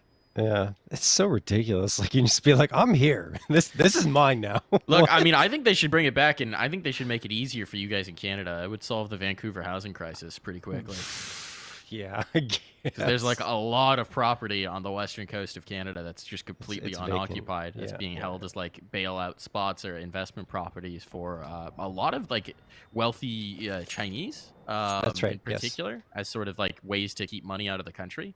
And so it's very hard to actually get residents on the west coast of Canada. But that's right. Squatters' rights, man, fixes that issue real quick. Fixes housing crisis real quick. People are just holding them as investment properties. Well, we'll have to make a plea to the Canadian government then. Make it a little easier. Honestly, it is really tough. Do you like some radical politics with your Counter-Strike? Come on down to the ECL stream. Hey. Got to keep the people, give them something to think about along with their game. Right now, BRN's trying to give Walko a lot to think about. And there will be no thoughts no more. Just the sweet embrace of death. I mean, like, MIBR just so comfortable here. Insani gets 2, makes it look easy. Junior manages to get 1 back, but he's got a 1v4 to clutch, now a 1v3. And I don't think he's liking his odds too much. He wants to save this AWP, given that there's not any money left in the bank for the Evil Geniuses. So, he tucks away. And MIBR still flawless here. Oh, no. Oh, Junior, aware, gets the shot onto Insani. I thought he was dead to rights. It's a nice find for saving the AWP. They're not going to be too worried about it on the MIBR side. Obviously, they don't want to throw away all guns, but round win, but a little more critical here. Yeah, of course. Which they will get regardless. Turtle's sneaking up a little bit. And then Michelle and Junior puts him right back into it with the AWP. Henny will survive. And Junior keeps the op and gets a 3K. Maybe get the confidence flowing here a little bit. Get that scope warmed up because they're going to need it. It is not an auspicious start for the Geniuses. An investment back in around that saved AWP gives them something to think about in this round. And the utility is actually looking pretty dang good as that loss bonus has racked on others.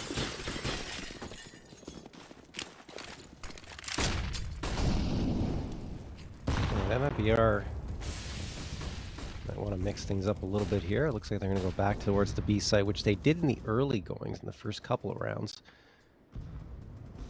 Here they come again. 2 players pushed up, and Sonny and Turtle. Molotov thrown for danger cone. That's a nice molly, but no one's there to receive it on the Evil Genius's side.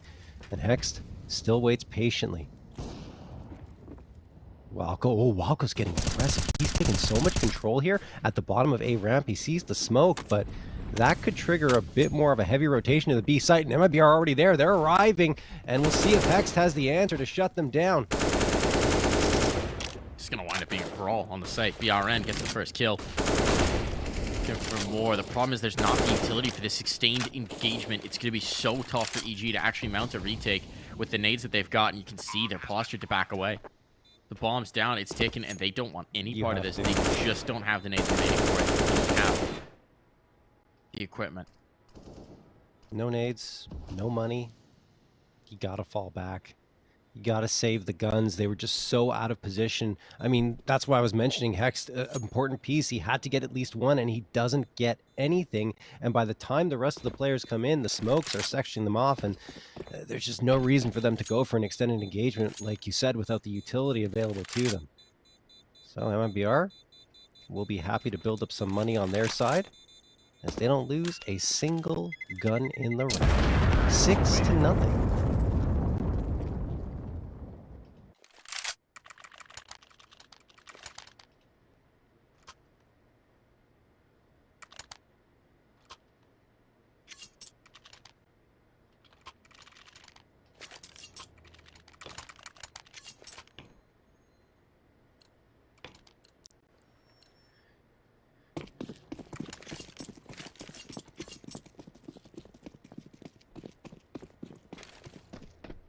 What's the antidote here for EG? What's the answer? A little bit more aggression here on A ramp, perhaps. We haven't seen it so much, but they're rebuffed by utility right off the rip. So George was thinking about it, but he's backing away. It's into Walco's spot. There's a nice off opener.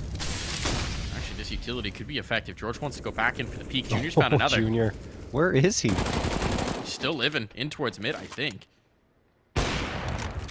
And TD's finally been laid low, but at what cost? This round looking like it's said and done. George can't escape that HE. So Henny, even if he can't win this round, damage would be huge. That mid play was disastrous for MIBR. Oh, a third. Uh-oh. This round's not done. Over. Not settled by any measure. Minute on the clock, and Henny, he's got all the time in the world to work with here. Trying to identify his next victim.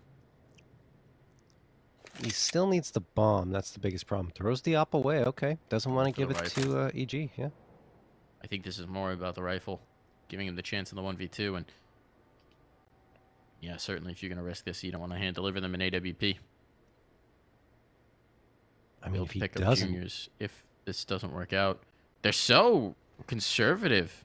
Back from the bomb, playing in towards ladder. How they approach. And he is here at 20 seconds. They're back on this angle. And here's the swing, and double hold is good.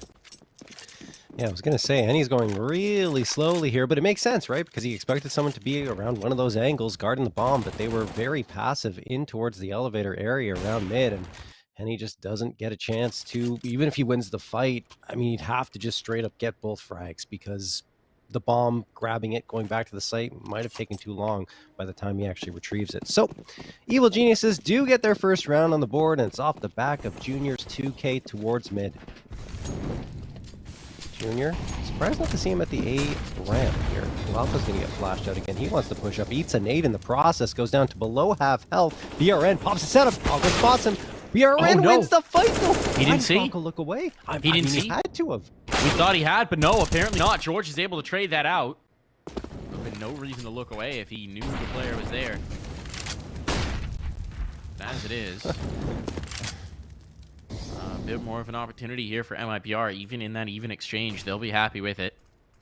It is BRN who's sidelined, though. He's been a little hot to trot, so that's going to be a big loss. Let's see if they can capitalize on the opening he's created for them.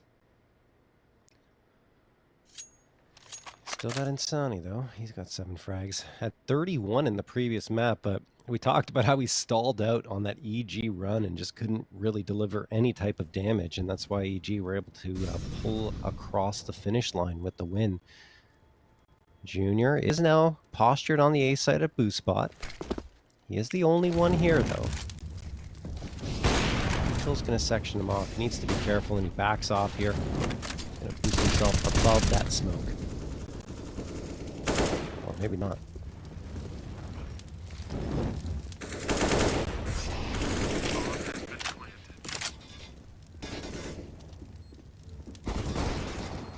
Bomb ticking away, but a big kill onto Henny. Makes it a little easier in the post plant. Utility's about depleted. All the flashes have been thrown. They've got no smoke for this. They're getting the kills. They're getting the kills, and that's what matters. Someone needs to get on that bomb.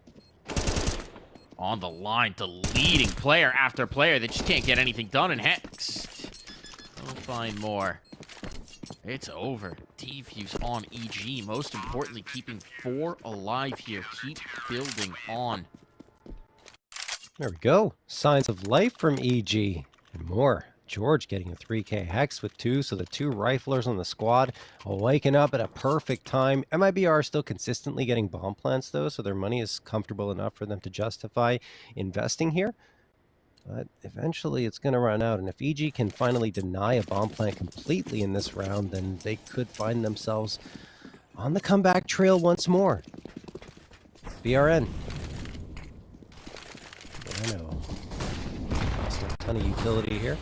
Turtle is going to go down for the count. Hex battling with him. Hex takes a lot of damage, but he survives with 19 HP. BRN looking for a frag, and he finds it onto Walco. Push up for a second. Oh no, the utility comes up for just a moment too long. And then George follows up on Insani. Trade comes back, but the advantage is in Evil Genius's hands. Back and forth this one goes, but it's not settled by any measure, especially with Hex being so low. Where do they want to take this? It's Junior over towards A, and they've left all into the mid space. This has been vacated. Right, you've got Hex holding it pretty passively. They know he was tagged up earlier. Gonna try and shift into approach. At this point, if they get the kill on a rush, B is open for business. Tough spot. Great shot from Henny. All headshots, no issues there. And now, oh, this should likely be a bomb plant. You're just going to push down to be on the flank. Actually, exit sticks around in towards mid. Trying to catch them off guard. He'll fall right into the crosshair and still convert. Junior, what do you got for us in the clutch? Gone to the rifle to try and bring it up. And he's got the first uppercut shot. Position known. Molotov. Making life very uncomfortable for Henny here. The 2 oppers dueling with rifles in this moment. And the flashbang good to put Junior back. He's got the kit. There's more time available for this. Henny's repositioned, and that is a ripper of a headshot.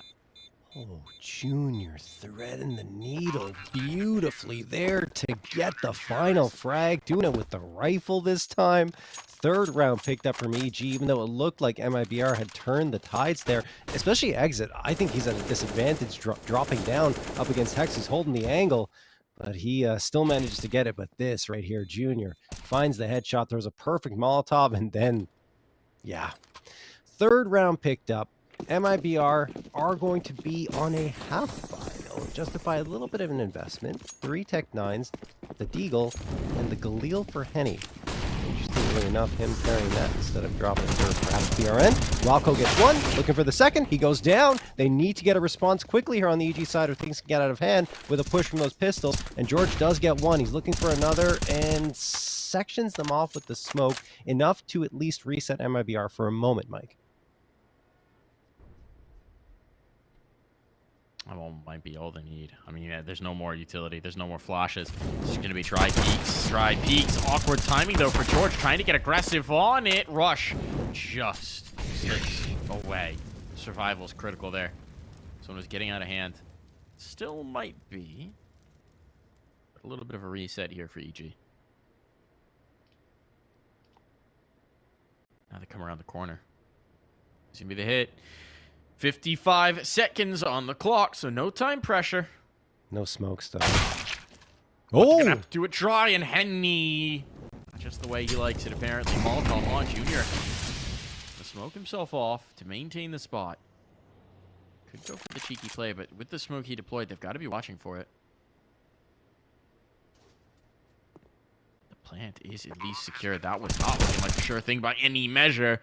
Heck, showing why. What do you have for us this time, Exit?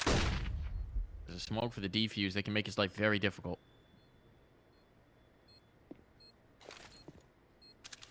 Junior looking for the fight. Oh, may not realize the player's out in the corner. May not realize he's got an inkling that this could happen. There's the cross. Exit knows he's looking for the bomb. Junior as he clears the ramp. The timing is brutal here. What do you got? Exit doesn't expect him to go high, and there's time enough. Oh. Hex, just in the nick of time, clutches up. Wow, what an effort there from MIBR. Didn't have the smokes. Henny goes for an extremely risky plant without a smoke up because your back is going to be showing regardless if a CT peeks around the corner, and that's what happens. He gets spotted out and taken down, but at the very least, Exit makes it a 1v1 and gives himself the chance, but Hex in literally one of the worst spots you can be because you're a target from every angle. In that situation, it was the best one because Exit didn't realize where he had gotten to. So, Evil Geniuses do get a fourth, a lot harder than perhaps it should have been up against the buy-up MIBR brought into it, but still, the important part is they got the W in the round. MIBR now back to their rifles here. Hex goes for the jump up top of Danger Panel. It has that name for a reason because it is very risky to go up on top of it. Doesn't get punished though. And he will fall back to the site.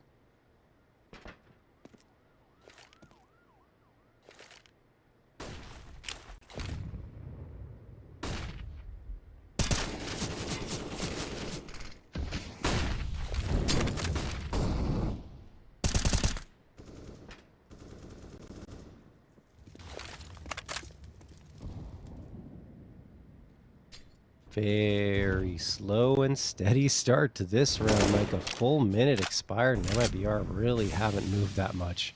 Yeah, it's an MIBR classic. MIBR and EG classic. We're just sitting, letting the noise of the round wash over us. But it does seem like it's going to be an A-take. 3 players are here for EG. It's not bad by any measure. MIBR have really not done enough on the other sides of the map to force EG to respect it. All the util's gone for the Geniuses. They have no nades left. Not a single one. The time's running out for MIBR. They're rotating? They have no information. This is insane. Sub 20 seconds. Not having found contact on anybody, and they're making a play onto a site they know nothing about. Turtle down. There's the trade, but they got to go fast, and Rush has just dropped the bomb, and I think that's one in the round. I just don't think there's time for this. No. I mean, that's insane. MIBR, look, I know you like to play it risky, but I don't even know if there had been, like, if you'd won every fight, I still don't know if they would have had time to plant. That was ridiculous. Yeah, no, you wouldn't have. I mean, any type of resistance, aside from, like, perfection there on MIBR hitting the shots, you're done. And I don't get it. Honestly, I don't understand that rotation. I think they just didn't look at the clock or didn't realize situation and rotate around by the time they looked and said, wait, we don't have that much time. Well, they had no choice. They had to try and commit, and Rush delivers 2 frags, and that second one sealed the deal. Timeout going to be called. Perhaps I might be able to talk that over and say, hey guys, that shouldn't be happening, especially considering how well we started here on this map. Granted, there is a CT lean here on Vertigo, so 6 rounds technically already good for MIBR, but I mean, that's one where they should have just full sent it to the A site, not rotated back.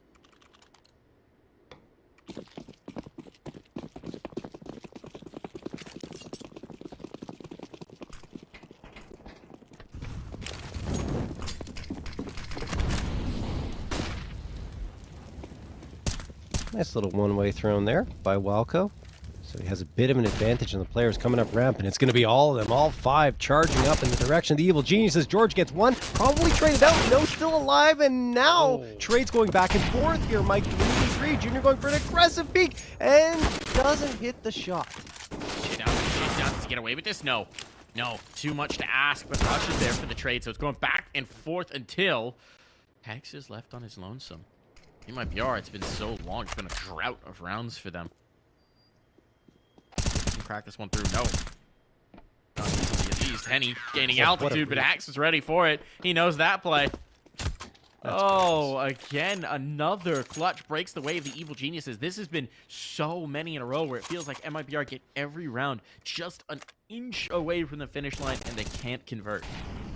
Yeah, we end up getting the Etcher Junior. That's, I think, a step too far, but, you know, it works out for the Evil Geniuses in the end since they win the round. And, I mean, Hex, just the force of mind to realize, okay, there's a smoke thrown here. It's very risky for me to not pay attention to the top of the boxes there because it's a one-way setup potentially for MIBR, and he just reads it perfectly. Well done. 1v2 clutch, like you said, and look at this. MIBR with the pistols. They've already gone up here. Rush doesn't realize it, and he goes down. This is so risky for Evil Geniuses, and Hex actually only gets one. Oh, goodness me. MIBR just put the pedal to the metal, and that leads to a bomb plant, maybe even a round. John, it's chaos. It's disorder. It's Pandemonium Jr. down under the dirt, and there's still a player in this smoke, and they have no idea, no clue. Exit collects, all just onto one. And Walko might just be trying to stay alive, but he can't. He can't even save because there's a player at his back. There's a player at his rear, and the health in these remaining three is so low. But time is the issue. He's not even got a kit. There's likely one down towards site, but it's just not going to matter. Indeed there is. So he'll just try and keep what little he's got alive. MIBR. Look, this is unreal. 6 rounds in a row. 6 rounds back the other way. And now finally MIBR cracked through. It felt like so many of these came down to bomb plants, to defuses, to clutches. EG just barely keeping this streak alive. And it finally, against the Pistols, comes to a shuddering halt, and it's reflected in their money. Despite winning 6 in a row, they are broke. Yeah, it's not pretty for them. That's the round that MIBR take, right? Just with the Tech 9s, they say, okay, we're just going to rush up mid and cross into the bomb site, and it works because no one's really watching it. Nice smoke thrown, I think, as well, to guys off the mid player, and then Rush just nothing. No idea that they were coming there, aside from, you know, the audio cues he was getting, but didn't realize that he was going to get completely blitzed. George charging down the ramp. Now he has to. The Molotov kind of forcing him into this smoke here. Needs to be careful. Does tuck himself into the corner here at scaffolding, and now will fall back after spamming it. So he escapes. Evil Geniuses did go for the force bite here, Mike.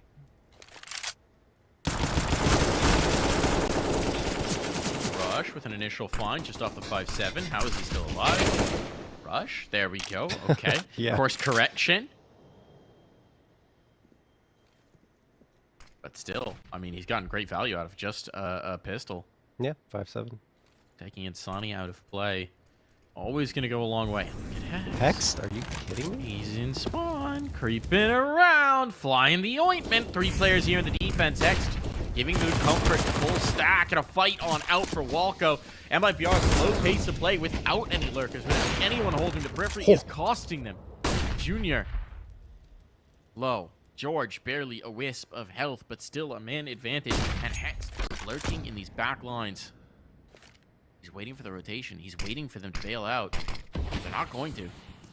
They are dogged in their approach to taking this A site. And so Hex, he's going to need to activate and keep following up on this flank. Eventually the flank won't mean as much, though. He has to make a move soon. There's the bomb plant waiting for. Exit's really coming off of it, and it's working. Crazy. How on earth? George with 3 HP. Fighting. Gonna have to be Hex who makes the move. Makes the big play, but he's so late in. They expect this. They do indeed. He still gets the kill. Got for us Exit. A lot of time. Still on that bomb. Plenty for the defuse. George trying to make an audio cue distraction here, but they double swing, and both will live. EG have done it off of pistols, SMGs, 1 saved op. They convert. Wow, that is just phenomenal there. Hex thought the flank would mean a little less if he came up too late, and it kind of did because it was being watched for from sandbags, but he still gets that frag despite the player being aware of it. And then what the smartest play that was made there is dropping the op out of George's hands, getting the MP9 back so they can both double swing exit and give him no chance to survive. Well done from Evil Geniuses, and we will be as close as it can possibly get here at the end of this half. The question is, who will get that edge? Is it the Evil Geniuses, who have won 7 of the last 8, or MIBR, who are struggling to get rounds on the board? Ever since that 6-round win streak at the beginning. Rush already going out here. Slow pace of play has caught them so much. EG have realized that almost every round begins with a massive stack outside of A ramp, and so they started to take this acro B control. That's good damage. For the follow-up here, Molotov going to make it uncomfortable. George may not realize how close they are. Walko, fact-finding mission, but George gets 2, and he's away. I mean, Walko sets George up for those 2, right? He goes down himself, but I mean, the nade that was tossed before that, George gets a 3rd now onto exit, probably the 4th. There it is. George is on for the ace up against Henny, and he wants to repeat this one as Rush is coming to support. Oh, Henny hits the shot on George, so he stays alive a little bit longer. 52 seconds left for him to maneuver. Ace denied. And now he's trying to go back into the labyrinth, and he's no Minotaur. Following back his thread will realize that there's no retreat. He's got to advance forward if he's going to pull this off. Letting some time whittle off the clock, hoping for aggression to deliver him a kill, but it's not going to happen. EG of this double side haul setup, and they are unwilling to flinch. Now they start to push out, and it's going to be perfect for them. Right as the utility's getting set up, timing could not have been worse for Henny. So EG take a lead into our half. Yeah, that's just a great play, as mentioned by Walko, and then George delivers with his second 4K of the series, and Evil Geniuses in general, 8 of the last 9 rounds going their way. It was a fantastic run, and so many clutches, this being one of them, won by EG along the way.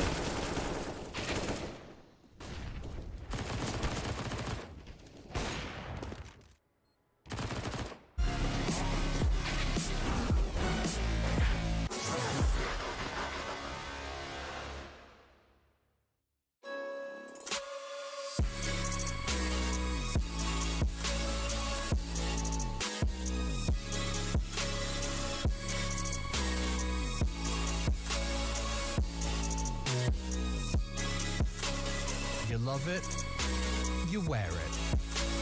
What's your style? Get your merch at shop.eslgaming.com.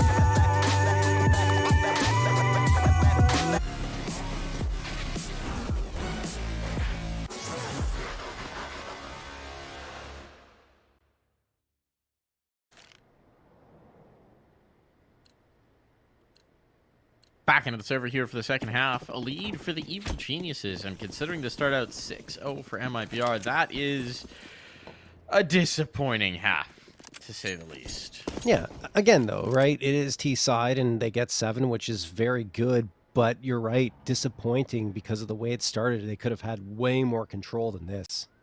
Certainly could have. Certainly could have. Should have, one might say.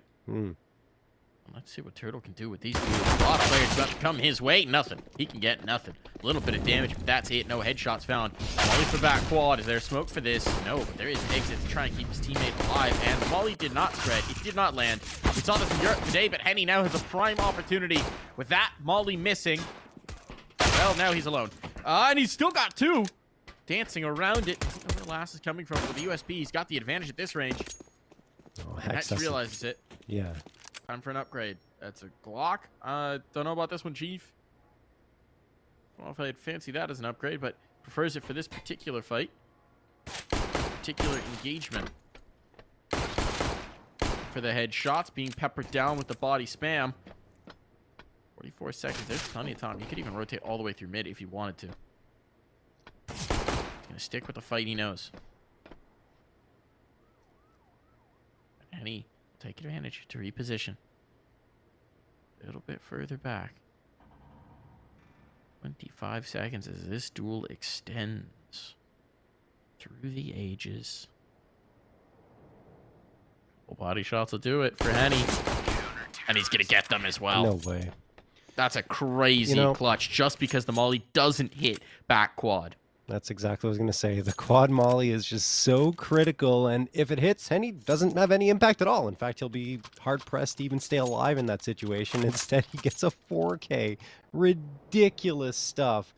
And the Evil Geniuses, unfortunately, let one slip away there in the pistol round. One thing for Hex, though, I think it would have been a better idea to, 1, hang on to the dualies, and 2, rotate around through mid to get onto the bomb site from the other side, because then he would have had potentially an edge against Henny, who was more focused towards the B stairs. And he had time to even walk the whole way. Anyway, back to this round. Insani gets the MP9 shot onto George. It's just Glocks right now for the Evil Geniuses, and Turtle is in prime position to feast here with tons of money built up if he hits those frags. Boost. Oh, only 1. Not a lot of money made, but here on the flank, Sonny looking to collect on the debt. Turtle could not seal. They're just flying in with the SMGs and cash galore indeed. Every kill coming with an MP9.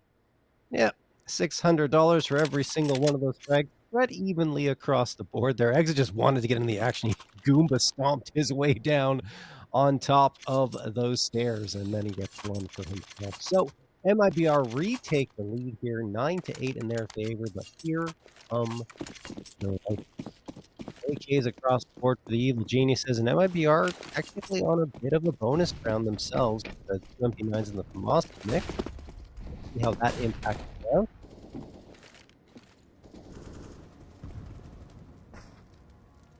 We have seen some close first half for MIBR Vertigo in the past. And when they go on the side, they sometimes run away with things. We'll see if that's the case here against the Evil Geniuses.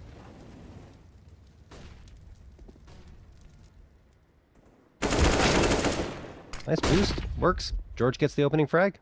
Nice collection, yeah, and he's away. But heading elsewhere, takes 2, dropping them down, locking down the A ramp, completely securing this side of the map and limiting the options for EG. This will funnel them back into the B take, but at this point, Exit still posted. Insani close at hand, and now with Exit spotting, Insani can even nades down range. It's going to be so punishing for EG. They've got the toe hold, got a player up and over danger. Problem is, Hex is going to be a bit stuck. And now 3 players are here for the defense. He's going to hope that they don't realize a player's gotten up on this lip. They have to be by the bus site. Maybe if Rush made noise elsewhere on the map, but that would be such a big risk as well to abandon his teammate. So instead, they'll have Rush set up a Molotov. Try and get Hex around the corner, try and give him a possibility at this fight, but he's just deleted immediately upon contact. And now there's 3 players here. Rush, we have some magic for us. The flick around is spicy, but 3 players is just too much to bear. At least keeps the economy honest there on the tail end for MIBR as they lose 2 more bodies, and they'll have to invest around those. But yeah, a good denial there, and it was the bonus round for MIBR, so not too bad of a situation, given that they would have been able to buy up anyway into this one. 10-8 in their favor. Henny doing great work on the other side of the map. It was off screen, but he gets the 2K, and he's up to 17. His stellar play on Vertigo continues here. Tied with Insani at the top of the board. He's looking for more towards that A ramp. BRN by his side. These Evil Geniuses are trying to set up, it appears, in towards the elevator. Towards a mid, and they just got the pistols this time. 3 Tech 9s and 2 P250s.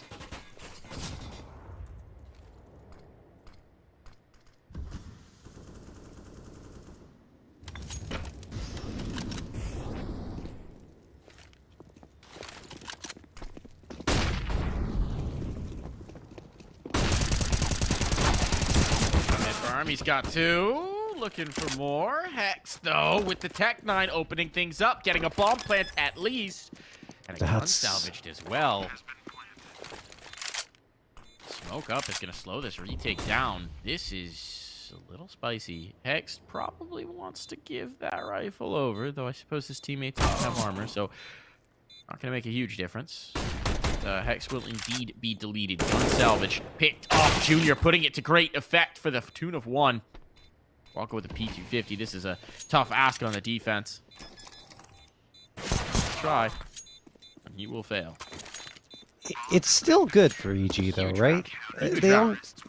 They only had the pistols. Hex comes out, gets a 2K seemingly out of nowhere because both his teammates fell down at the mid berm before they could get over and cross into the site. And you're going to see it right there. Oh, you would have if you continue, but either way, you know, he gets that 2K and then gets the bomb plant as well on top of taking down 3 players. So you don't let MIBR build up their economy in the first 3 rounds by continuing to keep them honest, and you get the bomb plant to help yourselves bolster your buy up coming into this one. Junior, opening frag. Where's that? In towards mid. Aggression attempted for exit and punished as well. Tough pill to swallow here for MIBR. It's going to require that Henny be focused in towards mid, although no, he's going to abandon it. Just leaving it open, leaving it vacant. Shifting his approach. There was a big gap there for EG to potentially exploit. They're content to let MIBR spread around the map instead. That nade could be chonky. No, it doesn't connect on anything. Little too far. Still got almost a full minute left on the clock here for the Evil Geniuses to work with, and you see Walka wants to get into that side hall. Timing. Insani's so alone. He's facing out on towards ramp. The rotation, they're all being sucked in towards this B approach. There's no one here to help him. Insani is on an island. They put the weight of the world on his shoulders, and now with George getting that kill, that activates his teammates forward. That floods them on towards A. Insani might just try and back off of this, play retake, because the utility's not going to afford him much options to do anything else. Bomb plant, all but guaranteed. It's down, guaranteed indeed, and this could just be a save out for MIBR. If they can save, George has the headshot on to BRN, 5v2, and he's going to be hunting. MIBR going back to that B site, but that's exactly where George is, and I don't see any reason for him to stop here, because taking these guns out of their hands is so very valuable, especially considering how much damage they had done to their economy prior to this. A reminder for MIBR in the first half up 6-0, but once again, Genie EG rounds got out of the bottle. MIBR struggled to put it back in. And he trying, got the first. Can he live? Yes, he can. Wow. Had to fight tooth and nail just to keep the op up, and he does indeed do that. But the rest of his teammates have lost what they had, and reinvesting here, a bit of a risk, possible. It will be a messy buy-up, but they can try it. EG, though, have finally cracked the scoreboard here in this second half, and things are definitely trending in their direction, despite the fact that they're down by 2.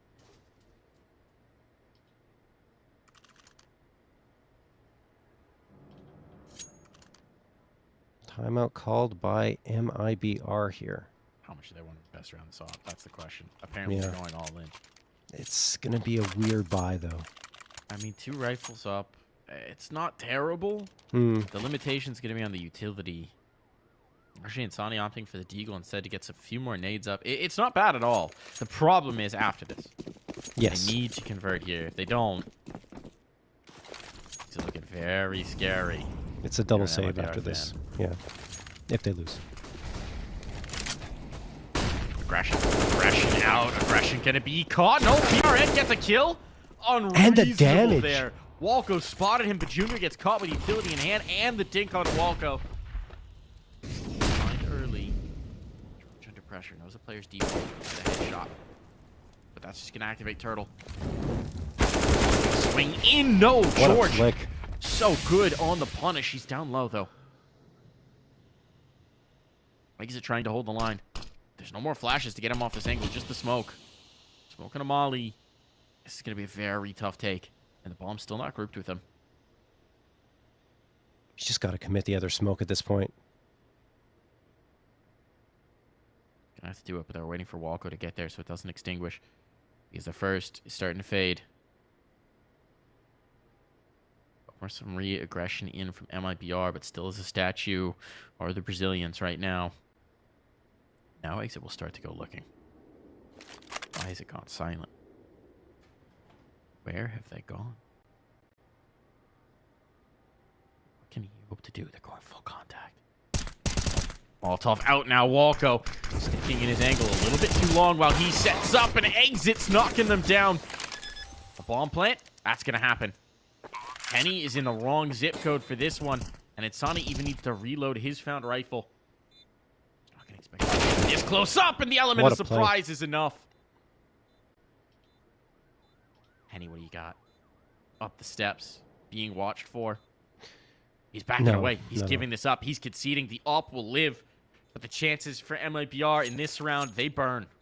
I mean, you had to fall back with the op at that point because we talked about the investment being so risky into this one and likely leading to a double save. So you want at least some firepower coming back. I'm surprised EG waited that long and didn't even deploy their smoke until they were visible. Walco goes down right after throwing it. And then, well, at least they managed to take down Exit, who looked poised to just get every single frag at a certain point. But Hext and Rush close it out. We're going to see a little bit of a replay here. That was so crazy from Biron. I thought that would tilt the round in their favor, but Evil Genius is just unable to be finished off by this MIBR squad. What a play from Rush 2 around the ventilation shaft to take down another. 11-10. Only one round away from being tied up. Yeah. It's not often going to be top of the board, but he tends to step up when it matters most. But a util being thrown here towards A. It's a stack B. MIBR trying to shift up, compensate for what they've been seeing. They also want to put some bodyguards around that op. Give Henny a chance to activate. But look at this space being taken in towards mid. Uncontested. This is bold from EG because this is where Henny's played with that op in quite a few rounds. They're daring him. Daring him to give them a fight. Does want to be a pinch B, so the op's in the right place. Just if they do indeed get over this berm and attack from both sides, it's going to be very tough to deal with. Utility sailing over. This ground's being taken. This ground's being claimed. Know that second smoke's exactly where it's meant to be. On comes the hits. Sniper of a nade.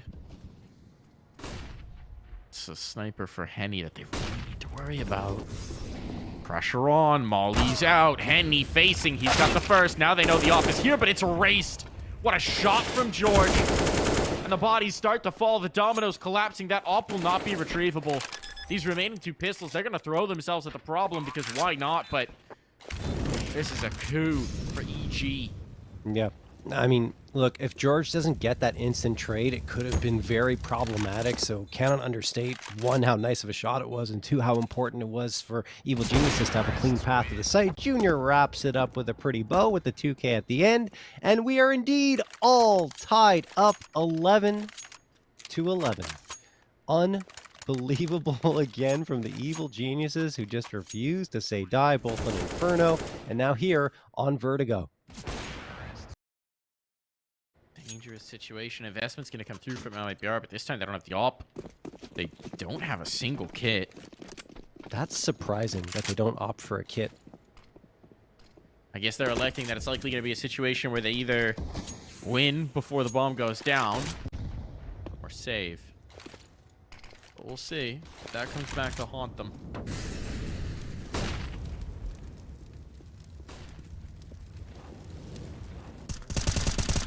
Some momentum building behind EG. Here's where they can slingshot themselves way ahead. I get the idea, you know, get a little bit more utility by opting to not buy up the kit, but personally, I think it's better to at least have 1 available just in case.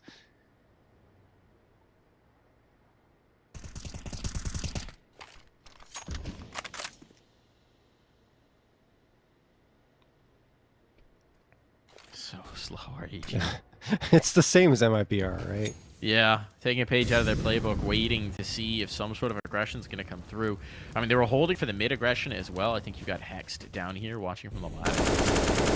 Oh, what a spot. And there it's going to be. BRN got curious, wanted to look, and that's exactly why they wait. Well worth a minute 20 to get that one. Now it seems like this hit is going to be full on in towards B.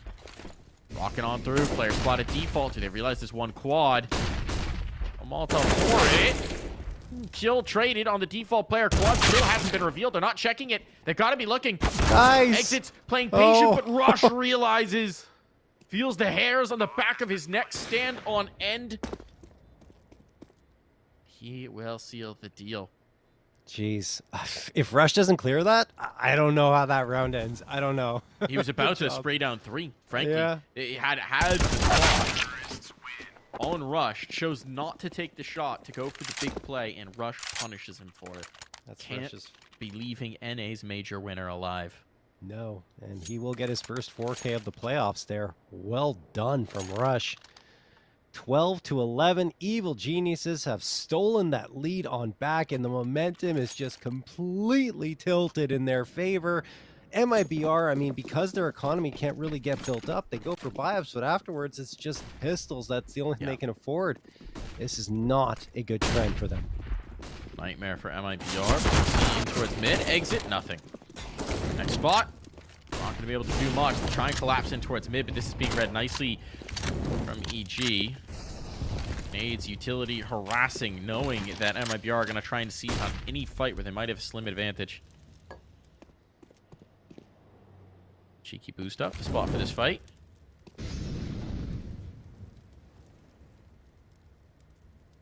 Continued taking of space. Actually surprised a bit to see EG commit to this. George is now back in spawn. So much spacing. They hear him coming. Can they stop him? Certainly not. Certainly not. One after another, they fall to George's mighty Mac.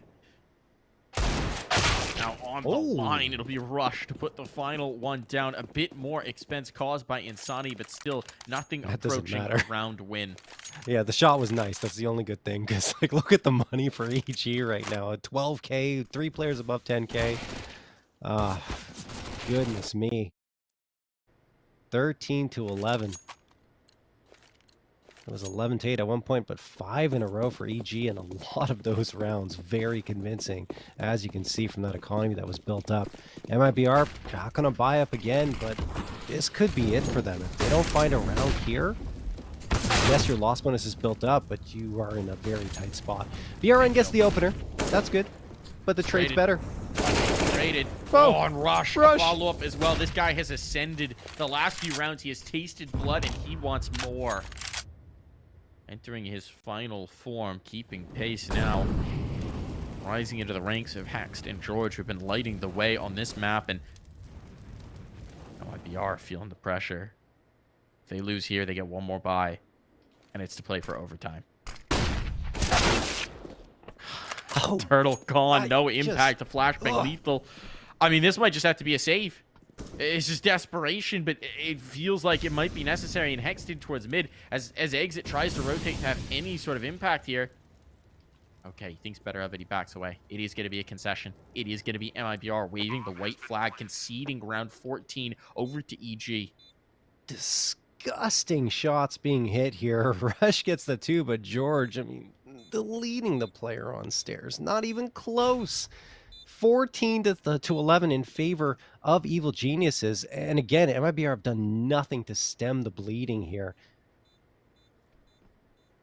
The only good thing is they decided to pull back and save these rifles, because if they don't, they put themselves in an even worse position.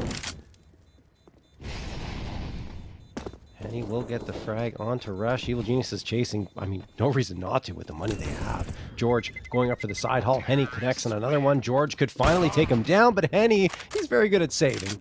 He does indeed find himself a 3K in the process. And while EG find their 14th, MIBR will at least carry over 2 rifles, and they have that full loss bonus. They're going to call a timeout to talk things over. Do we invest here, guys? Do we go around these 2 rifles or wait one more round, then have to pull off 4 in a row? I think the call is go for it, because the buy-up will actually be pretty decent. It'll be solid. They're going to do it. They're going to do it. It's interesting. You're gambling a lot in this moment. So pushing the chips in towards the center of the table. MIBR are going to risk it. Risk it right here in round 26. SMG for Insani. All he's got. That A-ramp fight. Meanwhile, for EG, they want to just keep chugging along. It was the tail of the first half as well, right? Once they got going, they could not be stopped. It's unbelievable. See if they can carry this one through, too. This is 6 rounds in a row. Again, for the Evil Geniuses.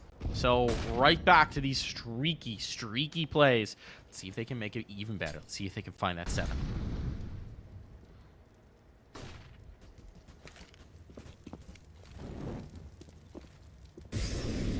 Some harassment in towards mid. This is mostly just Hex causing problems, but the AWP finds a shot. And that is the lone A-ramp defender gone. There's no one else on this side of the map. That is so problematic. And I was going to say, I think... No, there is. The even better news for Evil Genius is that they're not necessarily relying only on Junior, which was the case for a lot of the matches they played this season. Everyone is popping off. Rush at moments, George at 27, Hex at 19. It's just across the board an incredible performance. Here to be hit. Turtle's been left on an island. They want to go for the mid push instead. Turtle, though, he finds 2. Steps up big, dancing with the flames, but he's done enough to give his teammates a fighting chance and space back on towards the site. There's still 45 seconds. Don't have to force the issue here, and EG might be fading away. Sticking on the angle, and Insani trying to slip in towards quad. He's caught. Henny's trying to pull through the flank, but with the off, may not be here in time. He's not going to have any teammates to play off of. It's all on Henny. He should be able to keep get their one. hopes alive here, and he's just revealed his position. Now they know. Bomb will be planted. And even that nade can't find the kill he's looking for. Henny is going to back away. Save. The AWP too valuable in this final round. Once again, agonizing defeat for MIBR as they are watching their chances in this upper bracket final slip through their fingers. I mean, I love the confidence from EG right now. In some cases, sometimes when they're playing, they get pushed back a little bit on a site and they go for that rotation. This time, no. They hold the angle. Walco takes down Insani, who is trying to get a little over-aggressive there and take a fight, and then they continue pushing forward. and everything is just going their way. They're hitting their shots. They're out-aiming MIBR, and they've got 15 rounds now. Henny, I mean, the only good thing for him on this map, yes, he has 25 frags, but a lot of those, I'd say half, are just with him saving the op. That's it. Need more impact before that point, as they need also 4 rounds in a row just to stay alive in this series. And look what they've got to do it. 2 SMGs out. They've got the utility at the very least, but they have not been able to slow down EG at all. One last ditch effort. The fight for survival. Breno taking damage off of the shrapnel of that nade. He's got a bit of forward positioning. They're trying to get more aggressive on it. They know they need something to work out here, but on the smoke fades, this is going to be so dangerous. They re-smoke up. Back away.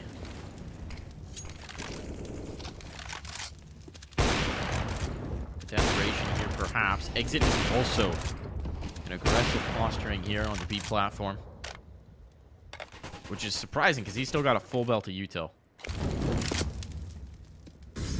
Have to back off.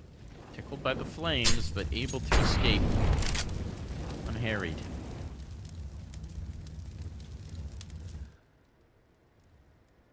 Welcome wants this opener. He's waiting so patiently. Spotted the player by the sandbags. Puts aggression in off the AWP, and he's pushing the envelope. Walko just waits. He's gone up towards mid. They're going in towards B. This is interesting. The flank's going to be quick. So they've got to get these kills on site quickly. What a flash. The first one falls. There's the second as well. There's the third as well. The flank, it won't matter. They've done enough. They've done the work. Insani and Henny, what do you have here? What do you have? What sort of magic's going to be required? Henny will take the first. Great scoping in, both coming from the same direction. Positions confirmed. Still an advantage for EG in this mid-presence. That's the insurance policy. But George is low. Just a whisper away from death. Here's the face. He's out of play. They're both onto the rifles now, and Insani might just be doing this. Walko trying to keep his team lead, trying to keep them with the win, and they can't do it. They can't do it here. The defuse on MIBR survived. They live to fight another day. 2v5, and they pick apart the evil geniuses one at a time.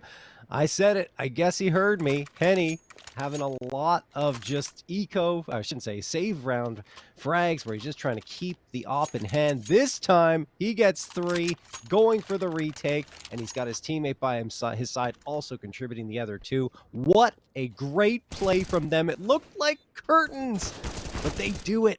And they keep hope alive, at least for one more round. The thing is, the money is so very good for the evil geniuses. They won't be too fussed to reinvest, but you have to worry a little bit for them, at least their mentality here right now, because they felt like that was over. Plenty more chances. Plenty more chances. An incredible, incredible effort from Insani and Henny. Incredible showing. Had no business being back into that. But they get the fights they needed. They get the engagements they needed, and make the impossible happen. 3 more chances, 3 more cracks. Energy bolstered. Excitement building here.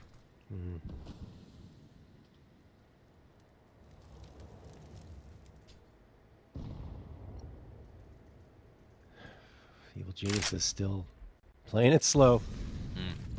Taking a moment, and I mean, look, they found so much effective play here onto the B site, right?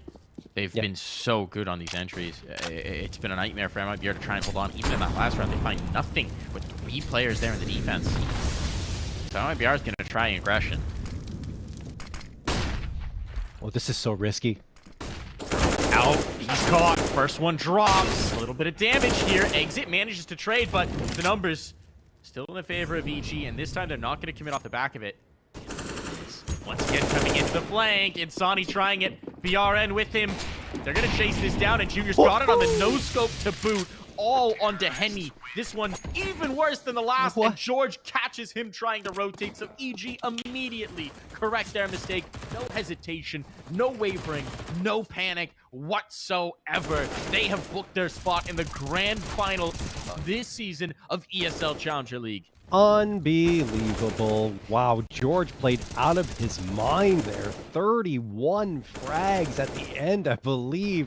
Junior contributed as well, but like I said, it was everyone at certain moments. Rush popped off, pulling it back the years to 2018, it seemed, the way he was playing. And you've also got Walco leading the team so effectively, making fantastic calls on the T side and even on the defensive end. It's just, wow, I'm impressed by EG. It's a repeat, though, actually, Mike, of season 43, where EG, I believe, 2-0'd MIBR in the upper bracket final and made it to the grand final. And then they had that rematch in the grand final. So we'll see if that happens again. But wow, so well played by EG. I'm impressed.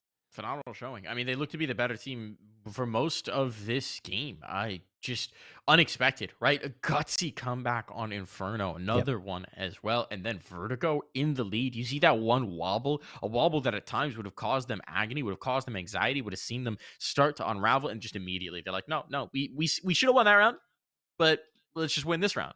Easy, no problem. Full control, full command against such a dangerous MIBR squad. This truly is a team that's come into its own. It truly is the most exciting set of EG players to watch right now.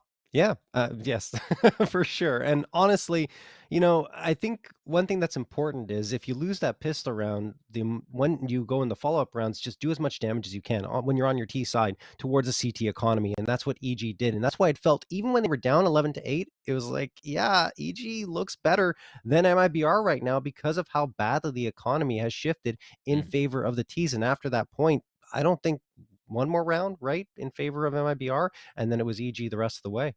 The rest of the way. I mean, actually, a distinct mirror of the first half, right? Yeah. 6 rounds up, you just lose one round the rest of the half, roll all the way through. The second half, much the same thing, slightly different numbers, but it's a little bit weird how much symmetry there was between those two halves. It just reflects the command, right? Maybe they didn't get the hot starts, maybe they didn't get the pistols, but they did this despite not winning the pistols, despite not starting well on either half. That's astonishing. This was basically a 10-round buffer for MIBR that just got whittled away off of both halves. It's really a massive collapse for the Brazilians. They're going to have to reevaluate their approach to Vertigo for sure, because what we saw, especially on the T side, was remarkably stale. Yeah, I think it's just MIBR struggling on their T side. Like you said, very, very stagnant. Didn't really mix things up at all. Even when they stopped working, they just stacked a ramp, stack a ramp, stack a ramp at the beginning of the round over and over and over again, to the point where, like you called out at the moment, EG was pushing the flank. They were getting all the space at B. They were going up behind them, and then also stacking up the players on the A site and getting those nades tossed down to do immediate damage, and then the follow-up with the rifles. So, yeah. Well, that is going to wrap up our broadcast for today. A tremendous result coming through from the Evil Geniuses. Tremendous showing here. They booked themselves another grand finals in the ESL Challenger League. A chance to spoil MIBR's triple crown run. And now they're just one away from that first place spot, from proving themselves yet again to be the cream of the crop here in the Challenger League. But we'll say goodnight for now.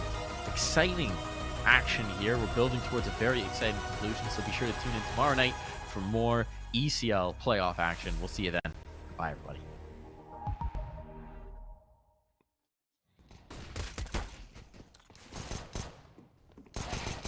No, maybe they think